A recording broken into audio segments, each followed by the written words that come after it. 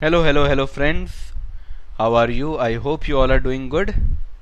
Good evening, good evening, good evening. Good evening, everyone.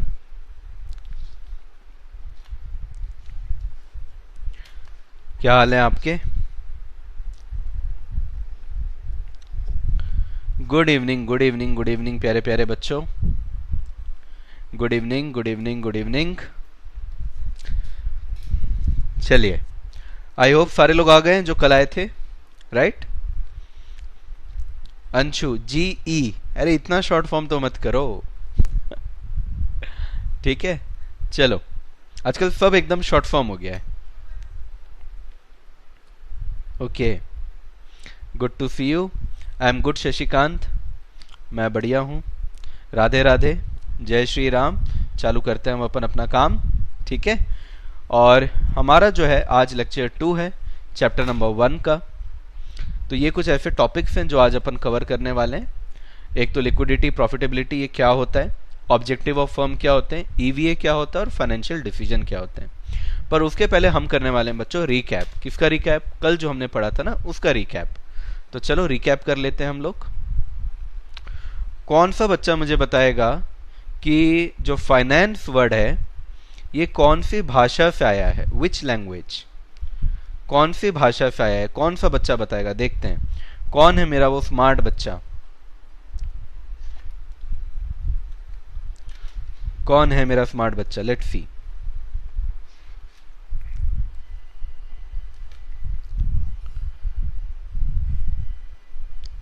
Abhiraj. वो actually buffering की वजह से होता है. हल्का सा हम पीछे चलते ही हैं. Very good. लैटिन. ज्यादातर लोगों ने लैटिन लिखा है. Very good, very good, very good. कई बच्चों ने यह भी बता दिया कि वर्ड कौन सा था. फिनिश. एक बच्चे ने पूछा क्या मैं उत्तराखंड से हूं? नहीं, मैं उत्तराखंड से नहीं हूं, बट आई लव उत्तराखंड. अगर मुझे मौका मिले तो मैं जब भी मुझे मौका मिले मैं जरूर आऊंगा वहां पे. Very good, very good, very good.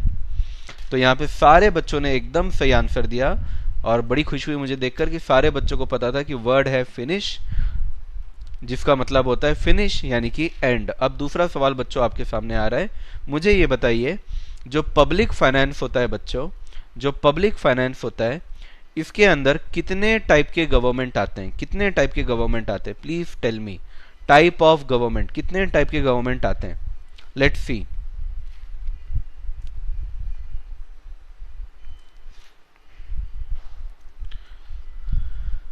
Very good, very good, very good, very good बच्चों. 3. मुझे नाम भी चाहिए बच्चों, नाम भी चाहिए. कौन कौन से गवर्नमेंट है, नाम भी बताइए. 3 आते हैं, ये तो आपने सही बोला. हाँ, वेरी गुड. कोमल का मुझे आंसर दिखा, अभिराज का मुझे आंसर दिखा, एक और किसी बच्चे ने भी लिखा था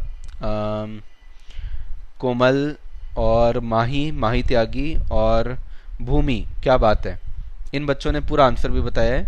वेदांत Gupta, Jyoti, Rahul, Ayesha. Very good. Abhiraj, Garima, Khushnuma, Koyal, Sakshi. Very good, very good, very good. Jessica, Rishi, Kangana, Vaishnavi, Saurabh, Sapna, Alfiya. Very good. क्या बात है, क्या बात है. सारे बच्चे एकदम स्मार्ट बच्चे हैं यहाँ पे, मुझे ऐसा लगता है. ठीक है, बहुत ही अच्छा answer. Sagar, Manab, Atanu, Roshan. Very good, very good. अब तीसरे क्वेश्चन की तरफ बढ़ते हैं अपन. तीसरा क्वेश्चन मुझे बताइए बच्चों. व्हाट इफ क्या थोड़ा मुश्किल क्वेश्चन पूछ दूं? क्या मुश्किल क्वेश्चन पूछूं? पक्का.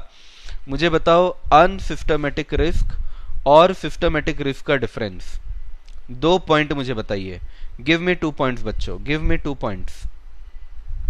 इसका आंसर है सीजी, एफजी और लोकल अथॉरिटी, लोकल गवर्नमेंट. ठीक है. अनसिस्टमेटिक रिस्क और सिस्टमेटिक रिस्क के 2 पॉइंट का डिफरेंस बताइए बच्चों.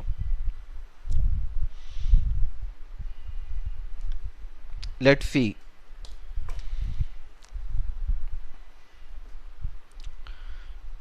इसी तरीके से हम लोग फर्स्ट जो 5 मिनट्स होगा बच्चों, फर्स्ट 5 मिनट्स हम लोग क्या करेंगे, पिछली क्लास का हम देखेंगे. Very good. सबसे पहला आंसर जो मुझे दिख रहा है वो दिख रहा है भाविका का, जेसिका का. Very good. Priyanshi, correct answer. Anshu, correct answer. साधक, बड़ा अच्छा नाम है साधक आपका, मुझे पसंद आया आपका नाम. वेरी गुड पीयूष, बहुत बढ़िया. अर्शी, ज्योति, अर्पित, आलोक, धवल, साक्षी, माही, शुभ लक्ष्मी, कोमल।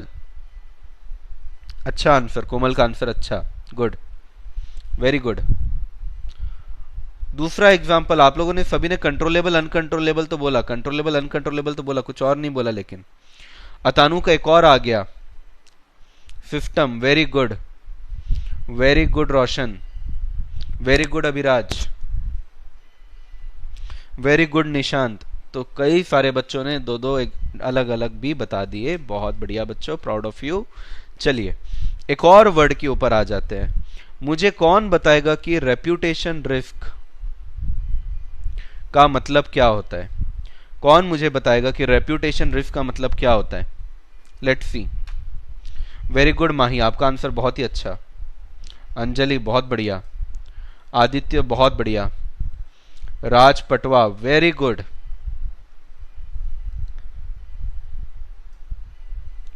वेरी गुड प्यारे प्यारे बच्चों, वेरी गुड।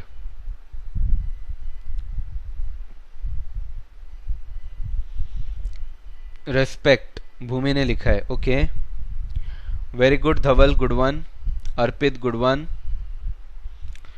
अल्फिया गुड, ऋषि, जेफिका, अर्शी, ज्योति, निशांत, कोमल, परी, प्रियांशी, वैष्णवी, कुछ नाम मेरे से छूट गए बीच में, इशिका, शुभलक्ष्मी, भूमि, अमीना,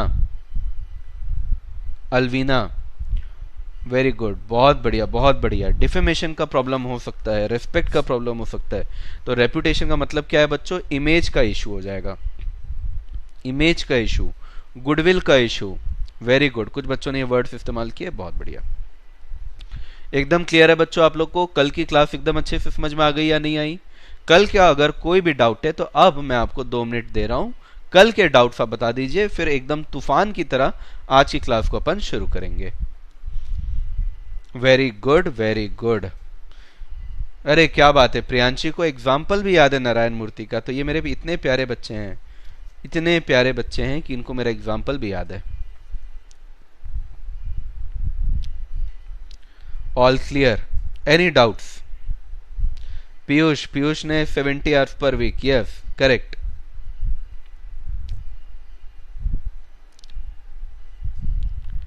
जानवी, रिस्क टाइप बताऊं जानवी, ऐसा बोल रहे हैं आप? All clear. जानवी एक बार आप मुझे बता दीजिए, रिस्क टाइप मैं समझाऊं ऐसा बोल रहे हैं क्या आप? गुड, चलिए तो आगे बढ़ते हैं अपन। Ola example, very good, clear, very good. चलिए दिशा वर्मा, ऑल क्लियर। चलिए बढ़िया बढ़िया बढ़िया। चलिए तो आज की क्लास को फिर अपन चालू करते हैं बच्चों। सबसे पहला टॉपिक आपके पास आता है फाइनेंशियल डिसीजन। कल ही हम लोगों ने पढ़ा था बच्चों कि फाइनेंशियल मैनेजमेंट के अंदर 2 मेन बातें आती है।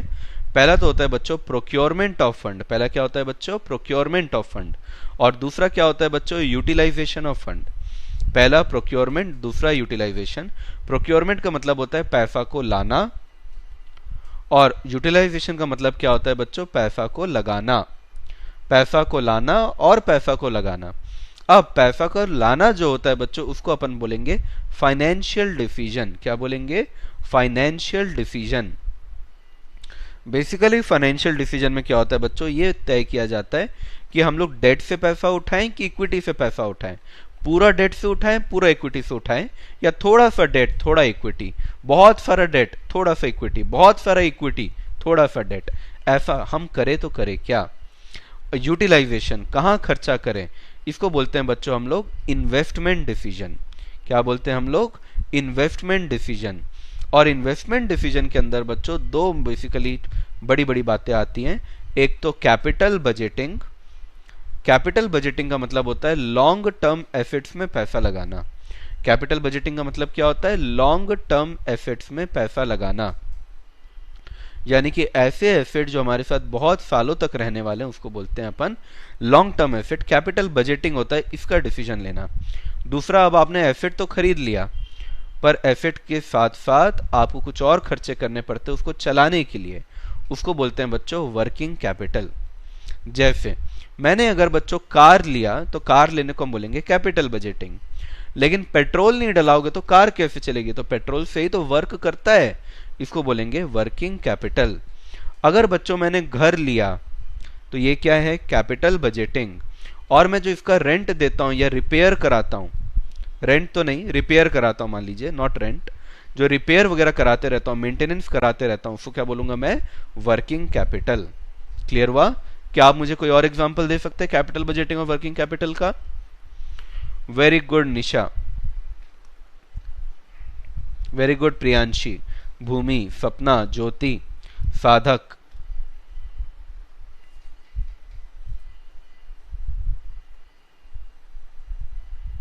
पीयूष, ईवी है तो पेट्रोल की जरूरत ही नहीं पड़ेगी। अरे पीयूष कैसा बात करता रे तुम्ही, इलेक्ट्रिसिटी तो लगेगा ना भाई, चार्ज करोगे तो इलेक्ट्रिसिटी तो लगेगा ना रे भाई। तो इलेक्ट्रिसिटी क्या हो गया, वर्किंग कैपिटल, हाँ या ना? और कोई? Expansion, correct Bhumi. Buying car and expense, good Atanu. कुछ car and fuel. Nishan, purchase of raw material. Jyoti, machinery capital budgeting है। घर खरीदना, Alfiya, very good. Rishi, salary wages, salary wages क्या हो जाएगा, वर्किंग कैपिटल है ना। नया product launch, capital budgeting. Salary, working capital. Good good good good good. चलिए आगे आप लोग को समझ बच्चों। तो ये दो मेन डिसीजन होते हैं, लेकिन कंपनी जब पैसा कमा लेगी, अब प्रोक्योरमेंट और यूटिलाइजेशन तो कर लिया, अब पैसा कमाया, जब वो पैसा कमा लेगी बच्चों तो पैसा कमा के उसको बांटेगी। तो जब उस पैसे को बांटेगी तो कितना पैसा बांटना है और कितना पैसा कंपनी में ही रखना है, इसको बोलते हैं डिविडेंड डिसीजन। क्या बोलते हैं बच्चों हम लोग इसको, डिविडेंड डिसीजन। कितना पैसा हम लोग को बांटना है उसे क्या बोलते हैं, डिविडेंड डिसीजन। तो देखिए पहला डिसीजन क्या है हमारा, इन्वेस्टमेंट डिसीजन। इसका मतलब कि भैया हम इन्वेस्टमेंट करेंगे यानी यूटिलाइजेशन करेंगे। ये देखो यूटिलाइजेशन, इन्वेस्टमेंट, पैसा को लगाना है। क्यों लगाना है, प्रॉफिट या रिटर्न कमाने के लिए। This could be done by creating physical asset. जैसे मैंने गाड़ी खरीदा, मैंने घर खरीदा, तो ये मेरा क्या हो जाएगा, फिजिकल एसेट हो जाएगा। या आप किसी का शेयर या डिबेंचर खरीदेंगे तो वो भी क्या होगा, वो भी इन्वेस्टमेंट ही होगा। जैसे कई बार बच्चे पूछते हैं सर कहाँ इन्वेस्टमेंट करूं, म्यूचुअल फंड में कि शेयर में, तो ये भी तो पैसा लगाना ही हुआ। इन्वेस्टमेंट में अनसर्टेनिटी होती है। क्या होती है बच्चों, अनसर्टेनिटी। इसी वजह से इन्वेस्टमेंट को रिस्की माना जाता है। आपने जो घर लिया, अब मैं हॉलीवुड मूवीज में बहुत देखता हूँ, तो हॉलीवुड मूवी में हमेशा जो घर लिया जाता है ना, उसमें के अंदर भूत रहता ही रहता है, कुछ ना कुछ गड़बड़ रहता ही है। अगर किसी मूवी में स्टार्टिंग का 10 मिनट में दिखा दिए कि घर खरीद रहे, यानी बाकी का 1 घंटा घर के अंदर भूत के साथ मिलेगा ही मिलेगा। खरीदो घर, भूत मिलेगा फ्री में, ठीक है। तो यही स्कीम चलता है। तो रिस्की है, अनसर्टेन है। ऐसी मान लीजिए गाड़ी खरीदा, गाड़ी खरीदा मैंने ये सोच के कि गाड़ी से मेरे को फायदा मिलेगा, लेकिन क्या पता गाड़ी से मेरे को जितना मैंने सोचा उतना फायदा नहीं मिला। तो बहुत सारी अनसर्टेनिटी है। जैसे मान लो मैंने सोचा कि मैं गाड़ी खरीदूंगा और गाड़ी खरीद के शाम को ओला ड्राइवर बन के ओला चलाऊंगा, लेकिन हुआ क्या कि मेरे को पैसेंजर ही नहीं मिलते थे, पैसेंजर मिलते थे तो पैसा नहीं देते थे, ऐसे बहुत सारे नाटक होते थे। तो ये कहीं ना कहीं मैंने गाड़ी खरीद लिया तो रिटर्न भी आएगा ही, ऐसा जरूरी नहीं है। तो यहाँ पे अनसर्टेनिटी है, और अनसर्टेनिटी है तो रिस्की तो होगा ही होगा। आया कि नहीं आया समझ? बिल्कुल राज, बिल्कुल बिल्कुल।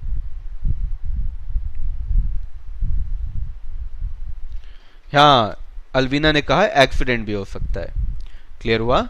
तो बेसिकली इन्वेस्टमेंट का मतलब क्या है बच्चों, यूटिलाइजेशन, पैसों का यूटिलाइजेशन। यूटिलाइजेशन क्यों किया जा रहा है, ताकि हम प्रॉफिट या रिटर्न कमा सके। क्या कमा सके, प्रॉफिट या रिटर्न। अब अगर मैं इन्वेस्टमेंट कर रहा हूं तो कोई ऐसी चीज हो सकती है जो मुझे दिख रही हो। जैसे हम जैसे लोगों का तो सबसे बड़ा इन्वेस्टमेंट क्या है, हमारा कैलकुलेटर, ये दिख रहा है। लेकिन अगर मैं शेयर में करूंगा तो शेयर मुझे दिखेगा नहीं। तो एक तो हो जाता है मेरा फिजिकल एसेट के अंदर का इन्वेस्टमेंट, दूसरा हो जाता है शेयर या डिबेंचर, उससे भी पैसा बढ़ता है लेकिन मेरे को दिखता नहीं है, वो एसेट दिखता नहीं है बस। इन्वेस्टमेंट जो होगा बच्चों वो अनसर्टेन भी होगा और रिस्की भी होगा। क्लियर हुआ सभी को? मुझे बताइए इन्वेस्टमेंट डिसीजन समझ में आया कि नहीं?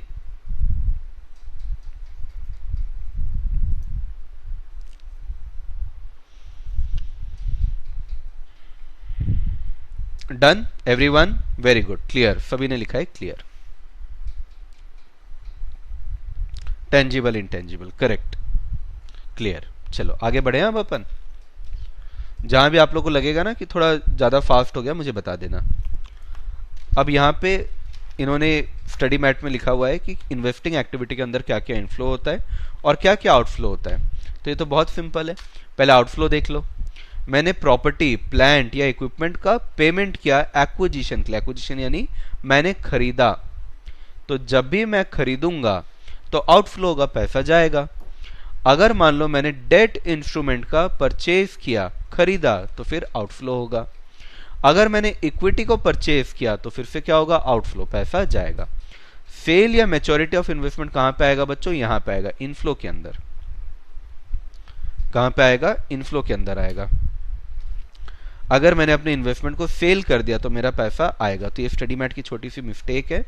आप लोग अगर स्टडी मैट खोल के बैठे हैं तो आप इसको सुधार लीजिएगा। ये इनफ्लो के अंदर आएगा। फिर लॉन्ग टर्म एसेट जैसे कि घर वगैरह हो सकता है, वो अगर मैंने परचेज किया तो क्या हो जाएगा, आउटफ्लो। और अगर मान लो मैंने सेल किया तो क्या हो जाएगा बच्चों, इनफ्लो। ठीक है, सेल किया तो क्या हो जाएगा, इनफ्लो। अगर प्रॉपर्टी को खरीदा तो आउटफ्लो। प्रॉपर्टी को डिस्पोजल यानी अगर मैंने बेचा तो क्या हो जाएगा, इनफ्लो। अगर डेट को अगर मैंने कैश रिसीट यानी बेचा तो क्या हो जाएगा, इनफ्लो। अगर मैंने इक्विटी का सेल किया तो क्या हो जाएगा, इनफ्लो। तो बहुत ही सिंपल है। अगर किसी भी चीज का एक्विजिशन या परचेज होगा, तो फिर क्या हो जाएगा, आउटफ्लो। किसी भी चीज को खरीदोगे तो आउटफ्लो, किसी भी चीज को डिस्पोजल करोगे या बेचोगे, सेल करोगे तो क्या हो जाएगा बच्चों, इनफ्लो। Very simple. आगे आते हैं हम लोग। फाइनेंसिंग डिसीजन का मतलब क्या होता है, बेसिकली डिसाइड करना कैपिटल स्ट्रक्चर मतलब रेशियो की कितना डेट होगा, कितना पैसा हम उधार में लेंगे और कितना पैसा हम इक्विटी में लेंगे। इसका डिसीजन लेने को अपन क्या बोलते हैं, फाइनेंसिंग डिसीजन। ये बात तो पक्की है कि इक्विटी भी होगा, ये बात तो पक्की है कि डेट भी होगा, पर डेट कितना होगा और इक्विटी कितना होगा, इस बात को डिसाइड करने को कहते हैं फाइनेंसिंग डिसीजन। देखिए क्या लिखा है, financing decision are concern with determination यानी पता लगाना है, how much fund to procure from various available avenue का मतलब होता है ऑप्शन। जो हमारे पास ऑप्शन है उसमें से कितना पैसा कहां से उठाए, कितना मिक्स करें, उसके अंदर कितना डेट होना चाहिए और कितना इक्विटी होना चाहिए। आगे देखिए क्या लिखा है, capital structure refer to the amount of debt and equity employed by a firm to fund is operation. तो जो ऑपरेशन करना है, जो एसेट खरीदना है, तो उसके लिए कितना डेट इस्तेमाल करे, कितना इक्विटी इस्तेमाल करे, इसी को क्या बोलते हैं, कैपिटल स्ट्रक्चर। और कैपिटल स्ट्रक्चर कैसा होगा, इस बात के डिसीजन लेने को क्या बोलते हैं, फाइनेंसिंग डिसीजन। तो it is basically expressed in debt to equity ratio या डेट टू कैपिटल रेशियो। कितना डेट होगा और कितना इक्विटी होगा, इस बात में रेशियो कितना डिसाइड करेंगे, इस रेशियो को अपन बोलते हैं कैपिटल स्ट्रक्चर। और इसका डिसीजन लेने को क्या बोलते हैं अपन, फाइनेंसिंग डिसीजन। मुझे बताओ बच्चों यहां तक समझ में आया कि नहीं आया, पक्का डन। आदित्य ने लिखा है डेट टू इक्विटी रेशियो 2:1 होना चाहिए, yes, very good. Sakina, what is equity. Piyush, mainly ये कंसिडर किया जाता है कि डिबेंचर से ओवरबर्डन तो नहीं हो रहा है। Ideal ratio 2:1। चलिए, इक्विटी क्या होता है बच्चों, जैसे अगर मान लो कि मैं अपना एक घर के बाहर एक ठेला खोला, तो आपको क्या लगता है बच्चों, क्या उस ठेले का पूरा पैसा मैं अपने जेब से भरूंगा, बताइए जरा। नहीं सर, पूरा पैसा आप अपने जेब से नहीं भरोगे। मान लो अगर मैं ठेला चला रहा हूं तो उस ठेले में मान लीजिए अगर 50,000 रुपए की जरूरत पड़ती है, तो मैं क्या करूंगा बच्चों, 50,000 रुपए में कुछ पैसे तो मैं अपने जेब से लगाऊंगा। 50,000 रुपए का ठेला लगाना है, रिक्वायरमेंट है। अब उसमें से कुछ पैसे तो मैं अपने जेब से लगाऊंगा। मान लीजिए 40,000 मैंने अपने पॉकेट से लगाया। जो आपका पैसा होता है बच्चों उसको बोलते हैं इक्विटी। जो आपका पैसा होगा, जो मालिक का पैसा होगा, ओनर का पैसा होगा, जैसे मैं अपने ठेले का मालिक होऊंगा ना, तो मैं अपने जेब से जो पैसा लगा रहा हूं बच्चों उसको बोलते हैं equity. Got it everyone, owner का पैसा। अब 10,000 की और रिक्वायरमेंट है। ये 10,000 मैंने अपने नेबर से ले लिया, मैंने अपने पड़ोस वाले से ले लिया। मैंने अपने नेबर को बोला, नेबर भाई साहब मेरे को 10,000 रुपए की जरूरत है, क्या तुम मुझे लोन दोगे? क्या तुम मुझे लोन दोगे? क्या तुम मुझे थोड़ा उधार दोगे? मैं तुमको वापस कर दूंगा। तो इसको हम बोलते हैं बोरोड फंड। क्या बोलते हैं बच्चों? Borrowed fund. अब मैंने जो रेशियो रखा वो क्या रखा? 4:1 का रेशियो है ना, 40,000 इफ टू 10,000, 4:1 का रेशियो मैंने रखा। तो ये मेरे हिसाब से मेरे को लगा ठीक है, समझ में आया। अब जैसे मान लो 50,000 रुपए कमा के, 50,000 रुपए लगा के, सॉरी 50,000 रुपए लगा के, अगर मान लो मैंने 15,000 रुपए का रिटर्न कमाया, 15,000 रुपए का मैंने रिटर्न कमाया, तो मैं क्या करूंगा? मैं इसको बांट दूंगा। कौन से रेशियो में बांट दूंगा? 4:1 के रेशियो में वापस बांट दूंगा। अगर 4:1 का रेशियो निकालू तो 15,000 इंटू 4/5 अगर मैं करता हूं तो आंसर आता है मेरा 12,000 रुपए। तो 12,000 रुपए मैं अपने पास रख लूंगा और 15,000 इंटू 1/5, 3,000 रुपए मैं किसको चुका दूंगा? मैं अपने नेबर को चुका दूंगा। नेबर को बोलूंगा भाई मैंने तुमसे लिया था पैसा, एक काम करो ये 3,000 रुपए रखो, ये मैंने पहले महीने आपको वापस कर दिया। अगले महीने फिर से मैं क्या करूंगा? कुछ पैसे कमाऊंगा, कमा के नेबर को चुका दूंगा। ऐसा करते करते करते करते नेबर की पूरी उधारी में चुका दूंगा। फिर जो प्रॉफिट बचेगा वो पूरा मेरा बचेगा। ये मैं आपको सिर्फ एक एग्जाम्पल दे रहा हूं। ऐसा हमेशा हो ऐसा जरूरी नहीं है कि आपने जिस रेशियो में पैसा उठाया है आप उसी रेशियो में रिटर्न को बांटा, ऐसा जरूरी नहीं है। बट आप लोग छोटे छोटे बच्चे हो तो मैं आपको एक छोटा सा एग्जाम्पल देके समझाया। आप बताओ बच्चों, आपको क्लियर हुआ कि नहीं हुआ?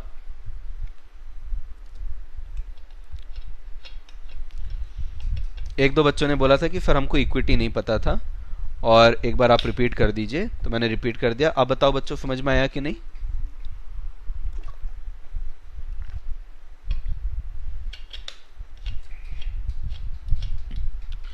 डिसीजन लेते हैं हम लोग कि कितना पैसा अपने जेब से लगाना है और कितना पैसा उधारी लेना है। डन, वेरी गुड, सारे बच्चों ने लिखा है क्लियर। परी ने बोला है repeat financial decision. Financial decision बच्चे क्या होता है परी, कि जैसे अगर मान लो तुम्हारी शादी हुई, ठीक है। अब मान लो तुमने बोला कि भैया आई एम इंडिपेंडेंट वुमन, तो मैं शादी का पूरा खर्चा मैं उठाऊंगी। फिर पता चला शादी में 20 लाख रुपए खर्चा होता है, तो उन्होंने बोला नहीं अब पूरा नहीं उठाऊंगी, 15 लाख रुपए उठा लूंगी और बाकी जो है ना अपने पेरेंट्स से 5 लाख रुपए मांग लूंगी। तो यानी ये जो तुम्हारा 15 लाख रुपए का इन्वेस्टमेंट लग रहा है, तुम शादी कर रही हो तो 15 लाख रुपए का क्या लग रहा है? इन्वेस्टमेंट लग रहा है ना। प्री वेडिंग शूट आउट करोगी, उसके बाद सगाई का खर्चा अलग, ड्रेस का खर्चा अलग, 15 लाख रुपए का मान लो तुमको इन्वेस्टमेंट रिक्वायर्ड है। अब तुमने उसमें से बोला कि 10 लाख रुपए तो मैं एक इंडिपेंडेंट वुमन हूं, तो 10 लाख रुपए तो मैंने जमा करके रखे हैं, मैं अपने जेब से पे करूंगी, मैं अपने जेब से पे करूंगी। तो ये 10 लाख रुपए कहां से आ रहा है? इक्विटी से। इक्विटी यानी खुद का पैसा, ओनर का पैसा। तुम्हारी शादी है तो तुम खर्चा करो। अब 5 लाख रुपए मान लो तुमने अपने पेरेंट से ले लिया कि पापा मम्मी आप मुझे 5 लाख रुपए दे दो, लेकिन ये मत समझना कि आप मुझे गिफ्ट दे रहे हो, मैं आपसे बोरो कर रही हूं। मैं आपसे क्या कर रही हूं? बोरो कर रही हूं, आपको मैं लौटाऊंगी पैसा। जैसे लोन होता है ना, आप मेरे को लोन दो 5 लाख रुपए का, तो रेशियो क्या बन गया बच्ची परी? रेशियो क्या बन गया? 2:1 का रेशियो बन गया। 10:5 यानी 2:1। 10:5 के रेशियो में आपने लिया, यानी 2:1 के रेशियो में आपने पैसा उठाया। Got it everyone? तो सबका अपना अपना होता है। अब आया परी समझ?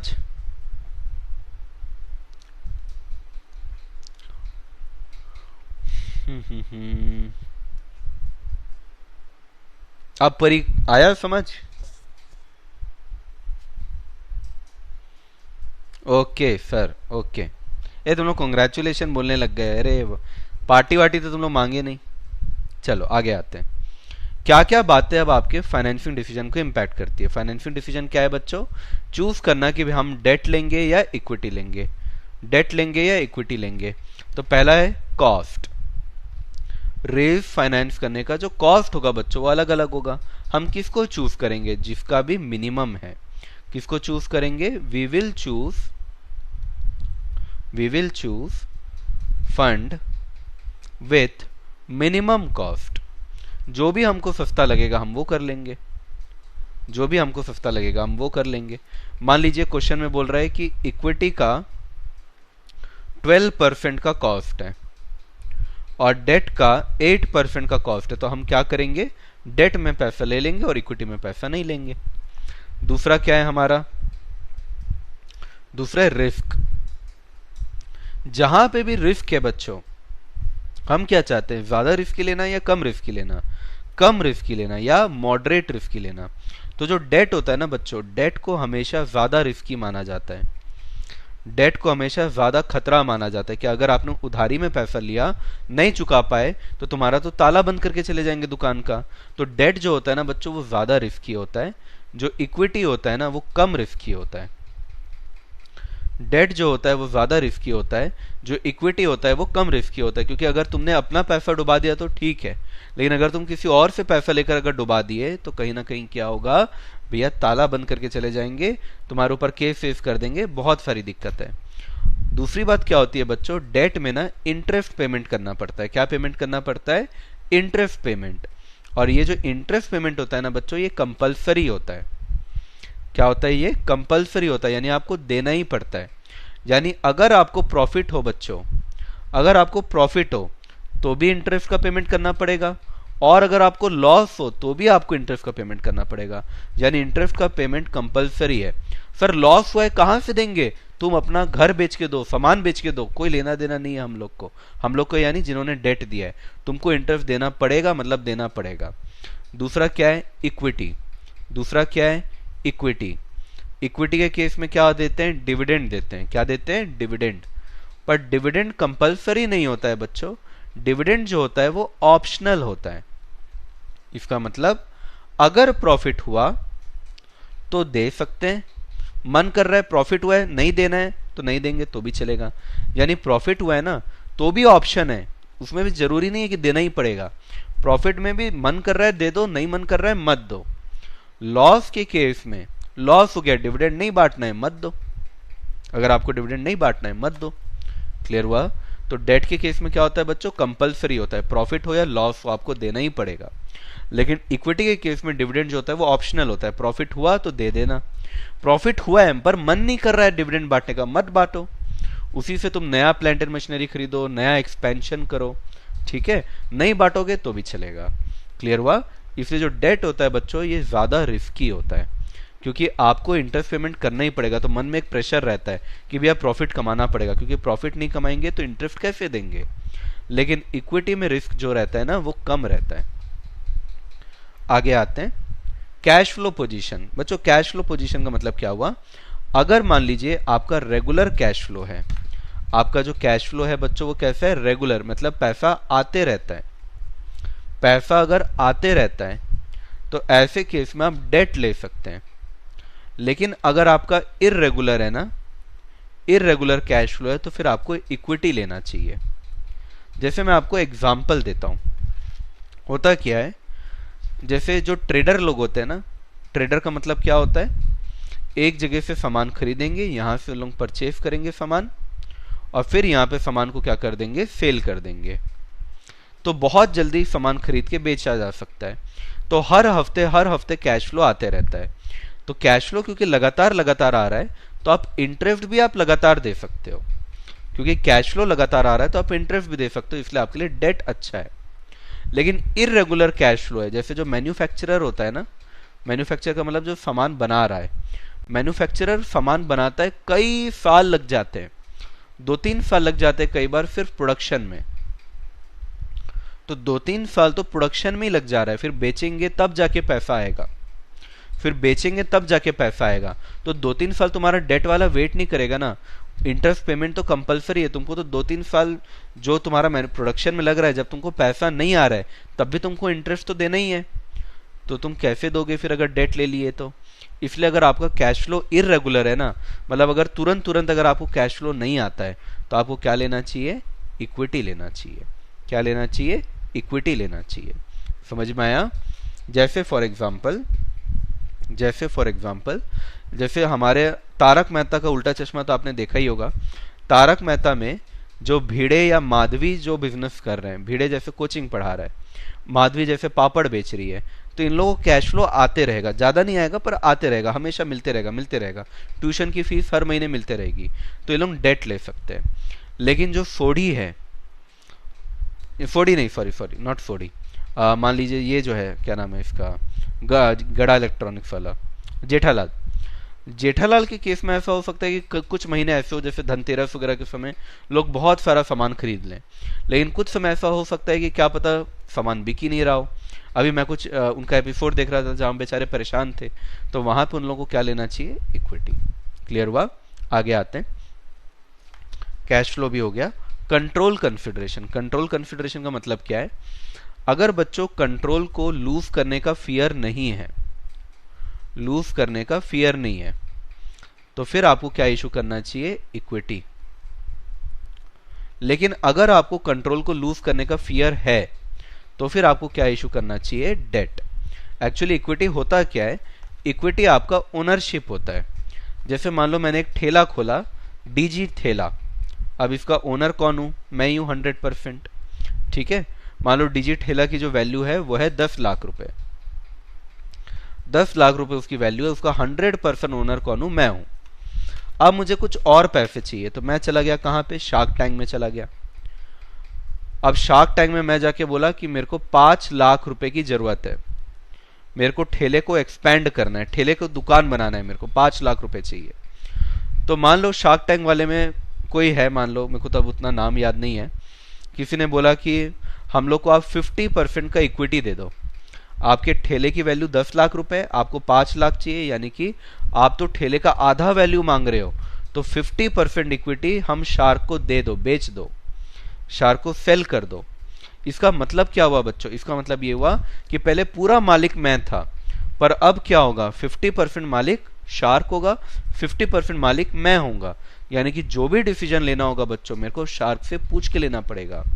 अब जो भी डिसीजन होगा वो डिसीजन 50% कौन लूंगा, मैं, और 50% कौन लेगा, शार्क, है ना। दोनों का 50-50% है। अगर मान लो दोनों हाँ बोलेंगे तब कुछ डिसीजन होगा, अगर वो ना बोल दिया तो भैया काम नहीं चल पाएगा। तो कहीं ना कहीं अगर मेरे को ये डर है ना कि भैया कंट्रोल मेरे हाथ से चला जाएगा, कंट्रोल मेरे हाथ से चला जाएगा, कंट्रोल मेरे हाथ से चला जाएगा, इसका डर है, अगर मेरे को डर लग रहा है, तो अगर डर है तो आपको क्या लेना चाहिए, डेट लेना चाहिए। पर अगर लूज करने का फियर नहीं है, कंट्रोल लूज करने का फियर नहीं है, मेरे को नहीं डर लगता, हाँ अरे आएगा तो आएगा, ठीक है देख लेंगे, तो फिर मैं इक्विटी से पैसा ले सकता हूं, यानी कि मैं अपना 50% इक्विटी बेच दूंगा और पैसा उठा लूंगा। क्लियर हुआ बच्चों? आखिरी होता है फ्लोटेशन कॉस्ट। फ्लोटेशन कॉस्ट का मतलब क्या होता है, जब आप सिक्योरिटी को इशू करते हो ना, सिक्योरिटी को इशू करने के खर्चे, सिक्योरिटी को इशू करने का खर्चा। जैसे फ्लोटेशन कॉस्ट का मतलब हुआ, जैसे मान लो कि अगर मैं इक्विटी को उठा रहा हूं, जब मैं इक्विटी में पैसा उठाऊंगा तो आप लोग को मालूम होगा कि प्रोस्पेक्टस इशू करना पड़ता है, तो प्रोस्पेक्टस इशू करने का खर्चा आएगा, एडवर्टीजमेंट देना पड़ता है, एडवर्टीजमेंट का खर्चा आएगा, ब्रोकरेज देना पड़ता है। तो इक्विटी से पैसे उठाने के कई सारे खर्चे होते हैं, इन्हीं खर्चे को क्या बोलते हैं बच्चों, फ्लोटेशन कॉस्ट। ऐसी अगर मेरे को डेट उठाना है तो मेरे को प्रपोजल बनाना पड़ता है, बैंक के पास जाऊंगा तो मैं प्रपोजल लेकर जाऊंगा, वो जनरली सीए सीएमए वाले बना कर देते हैं, तो मेरे को उनको फीस देनी पड़ेगी। तो ये क्या हो गया बच्चों, फ्लोटेशन कॉस्ट। जनरली इक्विटी का फ्लोटेशन कॉस्ट हायर होता है और डेट का फ्लोटेशन कॉस्ट लोअर होता है, इसलिए लोग डेट को प्रीफर करते, इक्विटी को प्रीफर नहीं करते। क्लियर हुआ बच्चों आप लोग को? कोई डाउट है तो पूछिए, कोई भी डाउट है तो पूछिए। मैंने कोशिश की है कि मैं आपको थोड़ा धीरे पढ़ाऊं, आराम से पढ़ाऊं। नमिता थापड़, यस, थप्पड़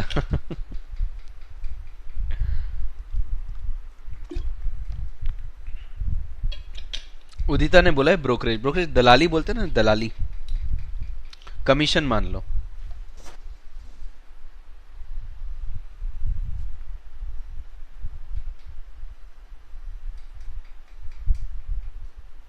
ऑल क्लियर, वेरी गुड।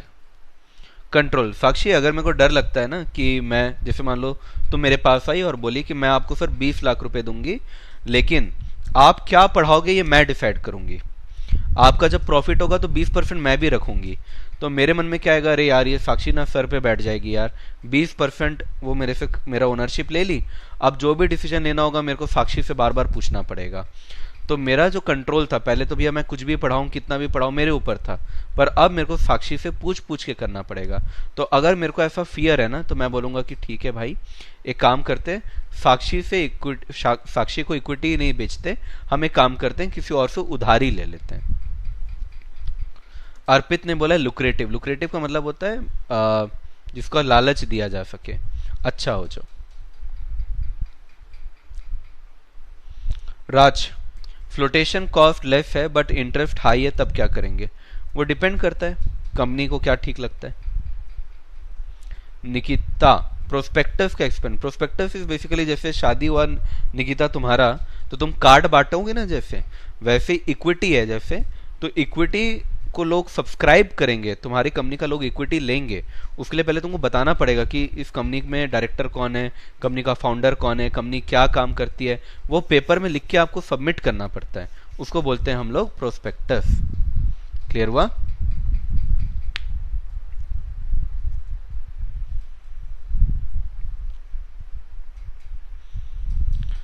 साक्षी को आ गया समझ? किसी बच्चे को डाउट है तो 2 मिनट में और रुक रहा हूं, फिर आगे बढ़ेंगे। यशिका, डेट और इक्विटी का डिफरेंस। यशिका कॉमर्स बैकग्राउंड के नहीं है क्या? जनरली पूछ रहा हूं।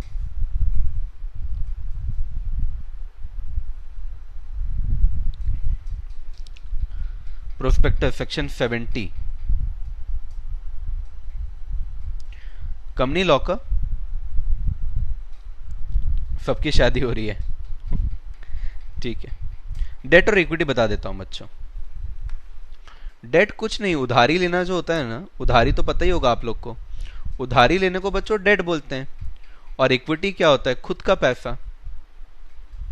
इक्विटी क्या होता है ना, खुद का पैसा होता है। अब जैसे मान लो मैंने कंपनी खड़ी की ना, मैं आपको थोड़ा सिंपल समझाता हूं। डेट तो उधारी है, कुछ नहीं है, ये मैंने कंपनी खड़ी की, ठीक है। अब यहां पे ये मैं हूं। अब मान लो ये जो कंपनी थी ये 1 लाख रुपए की कंपनी थी, मैंने बड़ी मेहनत की, और मेहनत करके मैंने इस कंपनी को ना 1 लाख से इसकी वैल्यू को 10 लाख कर दिया। मैंने इतना सेल किया, मैंने इतना ग्रोथ किया, इतना सेल, बढ़िया ग्रोथ किया कि मेरे कंपनी की वैल्यू बढ़ गई। अब मेरे को ना कुछ पैसे चाहिए, मेरे को कुछ पैसे चाहिए। मैं क्या सोचता हूं कि मैं जाऊं, यहां पे मान लो याशिका खड़ी है, और मैं याशिका को बोलूं कि याशिका तुम मुझे कुछ पैसे दे दो। मैं तुमको ऑफर कर रहा हूं कि याशिका तुम मुझे कुछ पैसे दे दो। याशिका बोल रही है कि सर मैं आपको पैसे क्यों दूं? तो मैंने याशिका को बोला कि याशिका देखो, मेरी जो कंपनी है ना उसकी वैल्यू 10 लाख की है, मतलब आज मेरी कंपनी की इतनी वैल्यू है कि मतलब मैं मार्केट में अगर जाऊंगा तो कोई भी मुझे 10 लाख रुपए दे देगा, मेरी कंपनी की इतनी वैल्यू है। तो याशिका ने बोला सर आपको कितना पैसा चाहिए? तो मैंने याशिका को बोला, याशिका क्या तुम मुझे 2 लाख रुपए दोगी? मैंने याशिका को बोला, याशिका क्या तुम मुझे 2 लाख रुपए दोगी? याशिका ने बोला सर एक बात बताओ, आपकी कंपनी 10 लाख रुपए की है, आप मुझसे 2 लाख रुपए मांग रहे हो, ठीक है, लेकिन आप एक काम करो, आप ना कंपनी के नाम पे ऐसे छोटे छोटे शेयर बना लो। शेयर कुछ नहीं, शेयर का मतलब होता है हिस्सा। ऐसे छोटे छोटे आप शेयर सर्टिफिकेट बना लो। तो ऐसे छोटे छोटे ना शेयर सर्टिफिकेट बन गए, शेयर सर्टिफिकेट, ऐसे छोटे छोटे शेयर सर्टिफिकेट बन गए, ठीक है। अब मेरी पूरे कंपनी की वैल्यू कितनी है? 2 लाख रुपए है।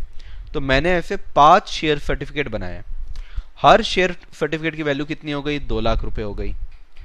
अब मैंने क्या किया, इस कंपनी की शेयर सर्टिफिकेट में पांचों शेयर सर्टिफिकेट में मैंने अपना नाम लिखा लिया।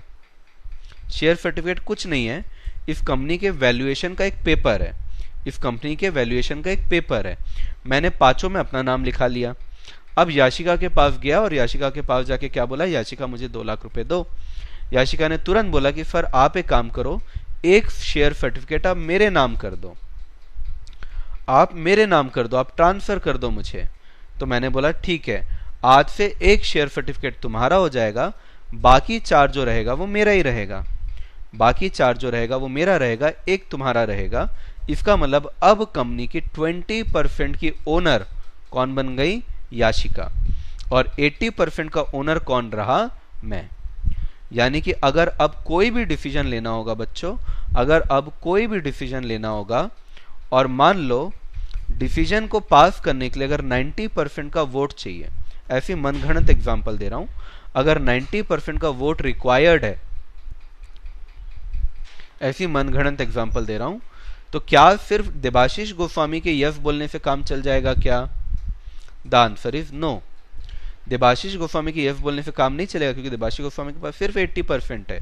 याशिका को भी यस बोलना पड़ेगा, क्योंकि याशिका के पास कितना है? 20%। जब देबाशीष और याशिका जब दोनों यस बोलेंगे तब जाके 100% मिल जाएगा वोट, और तब जाके वो 90% वाला जो डिसीजन है वो लिया जा सकेगा। समझ में आया? तो याशिका को मैंने एक तरीके से कंट्रोल दे दिया। याशिका को मैंने क्या दे दिया? कंट्रोल दे दिया। अब अगर मेरी कंपनी आगे जाके अगर 50,000 रुपए अगर कमाती है, अगर 50,000 रुपए कमाती है और मैं 50,000 रुपए का डिविडेंड बांटता हूं, तो अब क्योंकि ओनर को डिविडेंड बढ़ता है, इक्विटी वालों को डिविडेंड बढ़ता है, तो डिविडेंड का 80% किसको बटेगा? देबाशीष गोस्वामी को बटेगा, यानी 40,000 रुपए सर को बट जाएगा। और 20% यानी ये 20% किसको बटेगा? याशिका को बट जाएगा, यानी कि 10,000 याशिका को मिल जाएगा, क्योंकि याशिका 20% की ओनर है। अब समझ में आया आप लोग को? इन केस अगर किसी को इक्विटी वगैरह नहीं समझ में आता था तो अब शायद समझ में आ गया होगा। डन?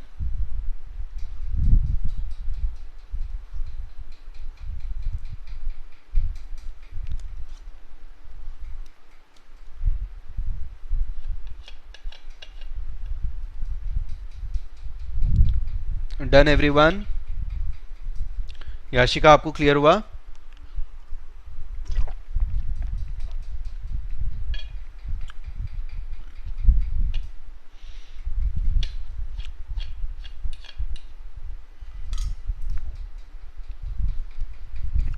अल्फिया ने पूछा सर पर आपका होल्डिंग तो ज्यादा नहीं, मैं ऐसे एक वो एग्जाम्पल ऐसा लिया कि 90% की रिक्वायरमेंट हो गया, ऐसे मैंने मनगढ़ंत बोल दिया।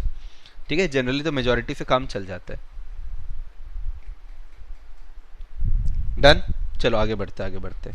ठीक है, ये एकदम बेसिक वाला था एक्चुअली। डिविडेंड डिसीजन क्या होता है बच्चों? बेसिकली मेरे का वो जितना भी अर्निंग हुआ उस अर्निंग में से मैं कितना पैसा बांट दूं शेयर होल्डर को, उसको बोलते हैं डिविडेंड डिसीजन।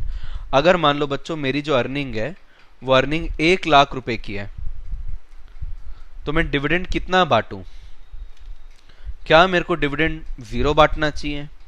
क्या मुझे डिविडेंड 20,000 रुपए का बांटना चाहिए? क्या मुझे डिविडेंड 80,000 का बांटना चाहिए? या मुझे पूरा का पूरा ही डिविडेंड बांट देना चाहिए? ऐसे अलग अलग फैक्टर्स के ऊपर ये डिसीजन लिया जाता है और उस तरीके से निकाला जाता है कि भैया हमारे हिसाब से क्या है, हमको जो सही लगेगा उतना हम डिविडेंड दे देंगे। क्लियर हुआ? तो देखिए क्या लिखा है, this decision should depend on whether the company और share holder are in the position to better utilize the fund. अगर ऐसा लगता है कि कंपनी ज्यादा अच्छे से यूटिलाइज कर पाएगी तो डिविडेंड नहीं बांटेंगे, कंपनी के पास ही रख लेंगे। पर अगर लगता है कि कंपनी निकम्मी है तो शेयर होल्डर को डिविडेंड बांट देंगे।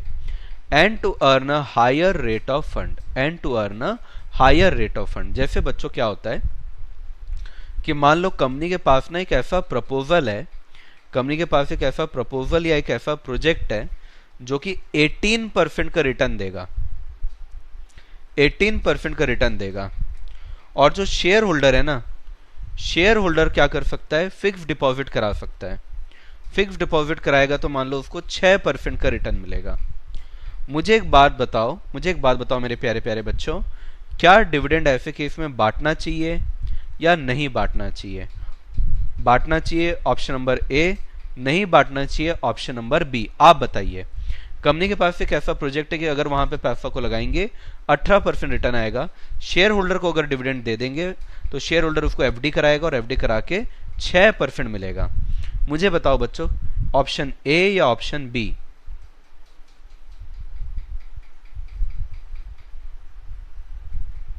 ऑप्शन ए या ऑप्शन बी? गरिमा को चक्कर आ गए? अच्छा ओके। हाँ, टॉपिक तो इंपॉर्टेंट है खुशी। नहीं बांटना चाहिए, वेरी गुड। एक अमीना ने बी कहा है, ज्यादातर लोगों ने यहां पे ए लिखा है। यस, नहीं बांटना चाहिए। क्यों नहीं बांटना चाहिए? एक दो बच्चों ने और बी लिखा है, बाकी लगभग ऑलमोस्ट सारे बच्चों ने यहाँ पे ए लिखा है। Correct, A is the correct answer. क्योंकि अगर बच्चों मान लो 1 लाख रुपए कंपनी ने अर्न किया है, कंपनी ने अगर 1 लाख रुपए अर्न किया है और अगर वो उसको ना बांटे तो उसको 18% के प्रोजेक्ट में लगाएगी बच्चों, तो 18,000 रुपए का प्रॉफिट होगा, 18,000 रुपए का प्रॉफिट होगा। तो तुम सोचो बच्चों, इस बार कंपनी की अर्निंग 1 लाख रुपए है, अगली बार कंपनी की अर्निंग कितनी होगी? 1,18,000 हो जाएगी। अब बताओ तुमको 1 लाख चाहिए या 1,18,000 में से हिस्सा चाहिए? तुम खुद बताओ, तुमको 1 लाख रुपए में हिस्सा चाहिए या तुमको 1,18,000 में हिस्सा चाहिए? तुमको क्या चाहिए? 1,18,000 अच्छा लगेगा ना तुमको? सही बोला कि नहीं? 1,18,000 अच्छा लगेगा तुमको, इसीलिए तुमको बोलना चाहिए कि नहीं कंपनी डिविडेंड मत बांटो, हमको डिविडेंड नहीं चाहिए, आप अपने पास रखो, आप अपने पास रख के इसको प्रोजेक्ट में लगाओ, क्योंकि आप अगर इसको प्रोजेक्ट में लगाओगे तो और प्रॉफिट कमाओगे। अगली साल तुम मेरे को 1 लाख के जगह 1,18,000 रुपए बांट देना। क्लियर हुआ सभी को?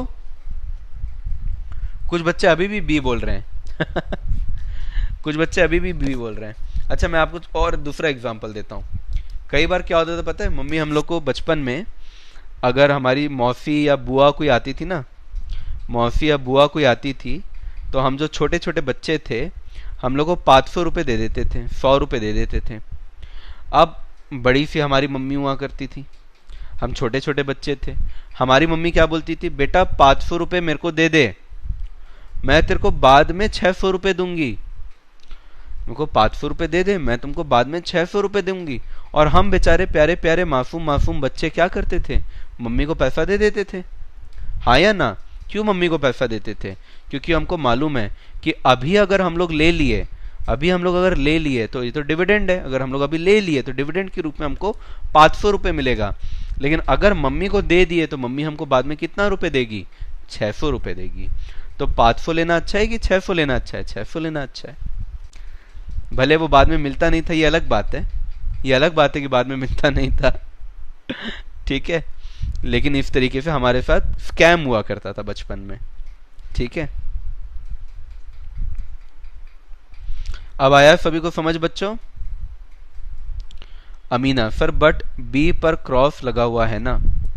हाँ, डिविडेंड नहीं देंगे करके मैंने ऑप्शन बी बोला था। ठीक है, डन। चलो, I hope it is clear everyone.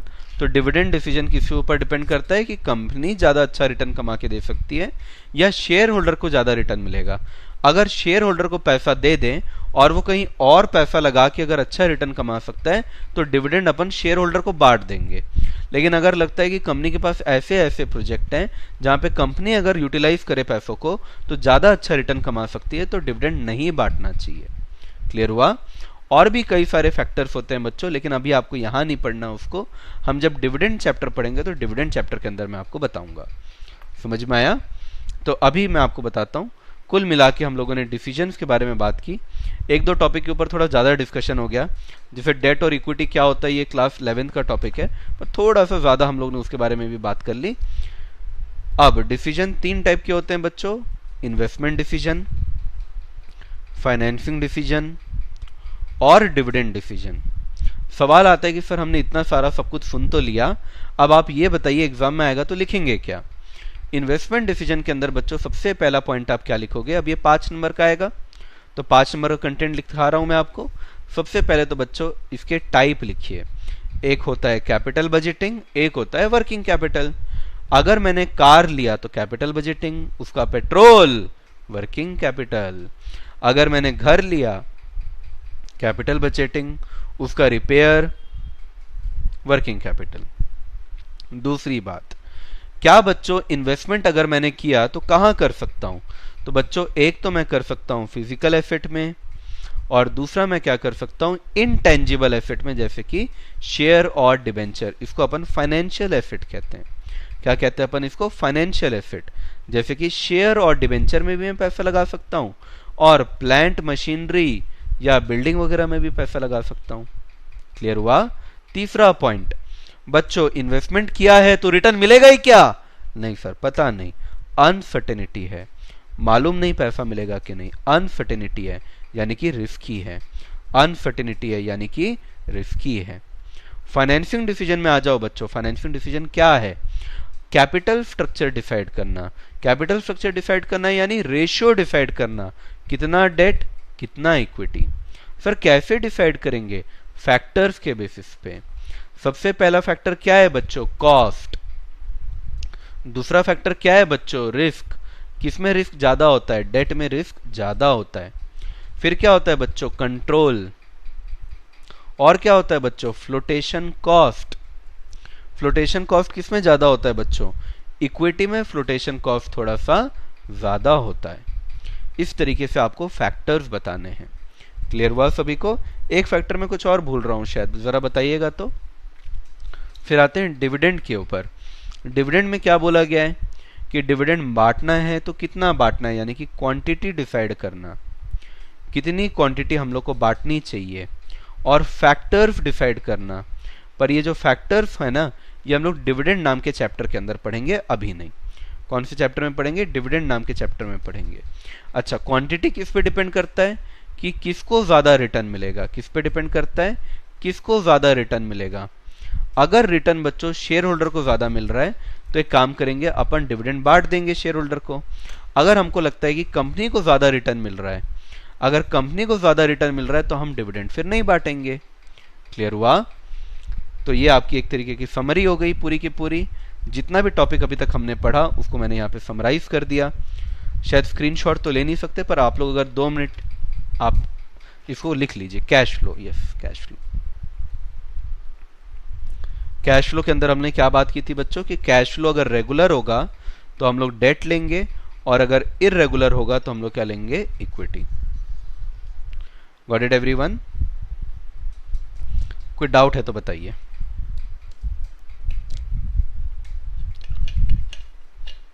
Investment decision का में ऋषि डेफिनेशन ये है कि it is deciding about utilization of fund.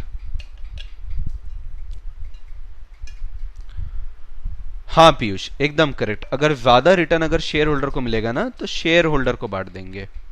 साधक, सर डेट में फ्लोटेशन कॉस्ट क्या है? डेट में फ्लोटेशन कॉस्ट मैंने आपको बताया ना कि कई बार जब सीए सीएमए से आप सर्टिफिकेट वगैरह लेते हैं तो उस समय उनको फीस वगैरह देना पड़ता है। कोई बताओ बच्चों, डाउट है तो इसको लिख लो जल्दी से 2 मिनट। Very good. होशियार तो है ही यार मेरे बच्चे, होशियार तो है ही। जो बोलो समझ में तो आ ही जाता है मेरे बच्चों को। अभी तक मैंने 2 क्लास देखी है, दोनों क्लास में कोई इशू नहीं आया है। जल्दी से लिख लो तो बच्चों। शर्वरी, बच्चे मॉड्यूल जो होता है ना मैं अगर मॉड्यूल की सच्चाई बताऊंगा तो आपको बुरा लग जाएगा, लेकिन मॉड्यूल में इतना कंटेंट देते हैं क्योंकि सब कॉपी पेस्ट होता है, लेकिन आपको 5 नंबर का ही आना है। ठीक है, तो आपको 5 नंबर के लिए देखो इतना कंटेंट बहुत है, आपका 1 पेज से ज्यादा भर जाएगा। तो what we want is quality, quantity नहीं, क्वालिटी।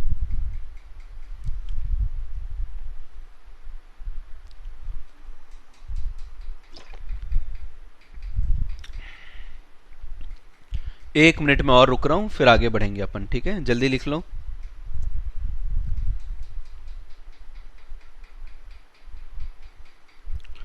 निशा ने कहा है, नेहा ने कहा है क्वांटिटी का मतलब बच्चे डिविडेंड अपन कितना बांटे।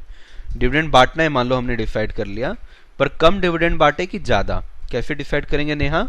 अगर मान लो शेयर होल्डर को अच्छा खासा रिटर्न मिल जाएगा बाहर, अगर शेयर होल्डर को बाहर अच्छा खासा रिटर्न मिल जाएगा तो हम शेयर होल्डर को दे देंगे कि भाई तू रख ले, डिविडेंड रख ले भाई तू। लेकिन अगर मान लो कि हमको पता है कि डिविडेंड मतलब शेयर होल्डर को ज्यादा रिटर्न नहीं मिलने वाला है, शेयर होल्डर को ज्यादा रिटर्न नहीं मिलने वाला है, तो हम उसको डिविडेंड नहीं बांटेंगे, हम उस पैसे को अपने पास रखेंगे और किसी प्रोजेक्ट में लगा देंगे ताकि हमारी अर्निंग बढ़ जाए।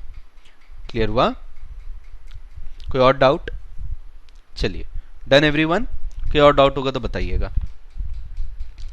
अगला टॉपिक है बच्चों लिक्विडिटी और प्रॉफिटेबिलिटी। एक ऐसा टॉपिक है जिसको आप स्किप भी कर सकते हैं, ना कभी एग्जाम में आया है ना कभी एग्जाम में आएगा, कुछ खास टॉपिक है नहीं, लेकिन इसका मतलब मैं आपको जरूर बता देता हूं। बुक में तो इसका बहुत ही गुड़ गोबर किया हुआ है इन्होंने, ठीक है, बहुत ही मतलब खराब डेफिनेशन दिया है। सिंपल सा मतलब समझिए बच्चों। मुझे एक बात बताइए, जैसे एक बैंक है, ये एक आदमी है, ये बैंक में पैसा जमा करने गया, मान लो 100 रुपए इसने जमा किया। अब बैंक क्या कर सकता है कि कुछ पैसे लोन में दे दे और कुछ पैसे रिजर्व में रख ले, अपने पास रख ले। पहला ऑप्शन है, मान लो 80 रुपीज लोन में दिया, 20 रुपीज रिजर्व में रखा। दूसरा ऑप्शन है बच्चों कि 60 रुपीज लोन में दिया, 40 रुपीज रिजर्व में रखा। तीसरा ऑप्शन है कि 20 रुपीज लोन में दिया, 80 रुपीज रिजर्व में रखा। मान लीजिए लोन पे जो इंटरेस्ट मिलता है बैंक को, वो मान लो 20% का मिलता है। कितने का मिलता है? 20% का मिलता है। ठीक है, मुझे एक बात बताओ मेरे प्यारे प्यारे बच्चों कि कौन से केस में प्रॉफिटेबिलिटी सबसे ज्यादा होगी? बैंक सबसे ज्यादा कौन से ऑप्शन में कमाएगा? कौन से ऑप्शन में बैंक सबसे ज्यादा कमाएगा? बताइए, ए, बी या सी?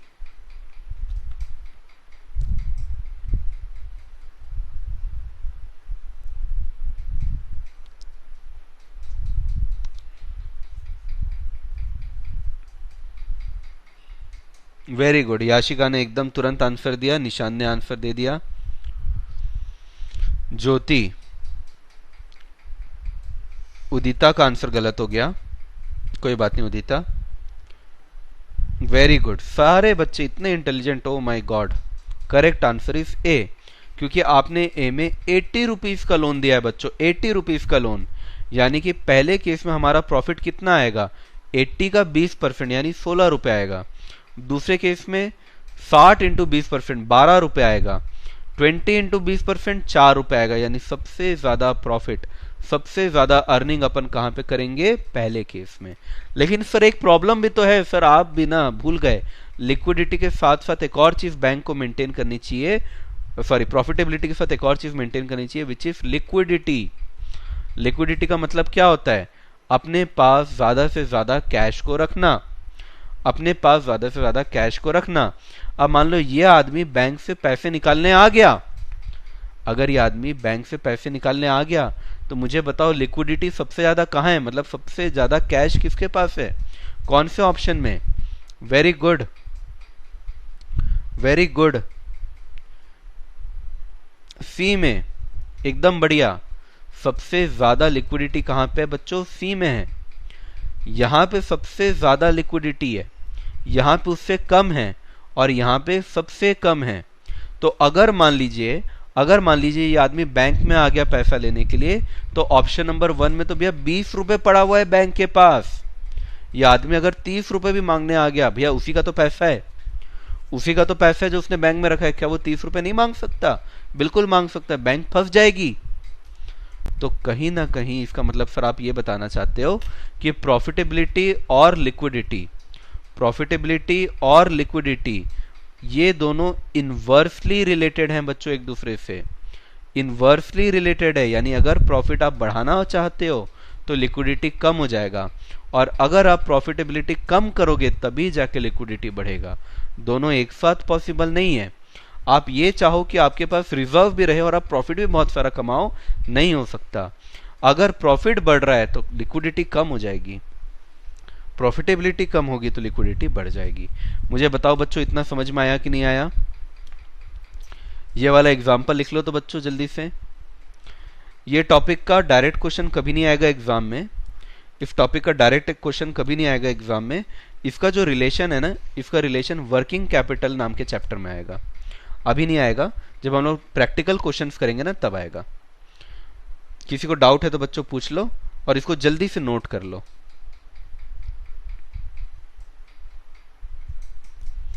यस साक्षी, वेरी गुड, सभी को क्लियर है?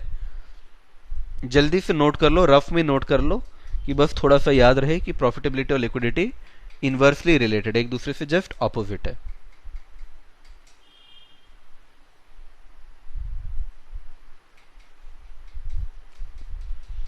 एक मिनट दे रहा हूं बस नोट करने के लिए, फालतू टॉपिक है वैसे भी। शर्वरी, रिपीट करूं? शर्वरी देखो क्या है ना, अगर मान लो मेरे पास 1 लाख रुपए पड़े हुए हैं, तो बच्चे अगर मैं उस 1 लाख रुपए को अगर मैं मान लो शेयर मार्केट में लगा देता हूं, तो मेरा प्रॉफिट बढ़ जाएगा। लेकिन मान लो मेरी गर्लफ्रेंड कल बोलती है मेरे को घुमाने लेकर जाओ, तो मेरे पास तो कैश ही नहीं है, फिर हो गया भैया, ब्रेकअप हो जाएगा। यानी कि आपने ज़्यादा प्रॉफिट तो कमा लिया, लेकिन लिक्विडिटी आपकी क्या हो गई, ज़ीरो हो गई, आपके पास कैश बचा ही नहीं, है कि नहीं।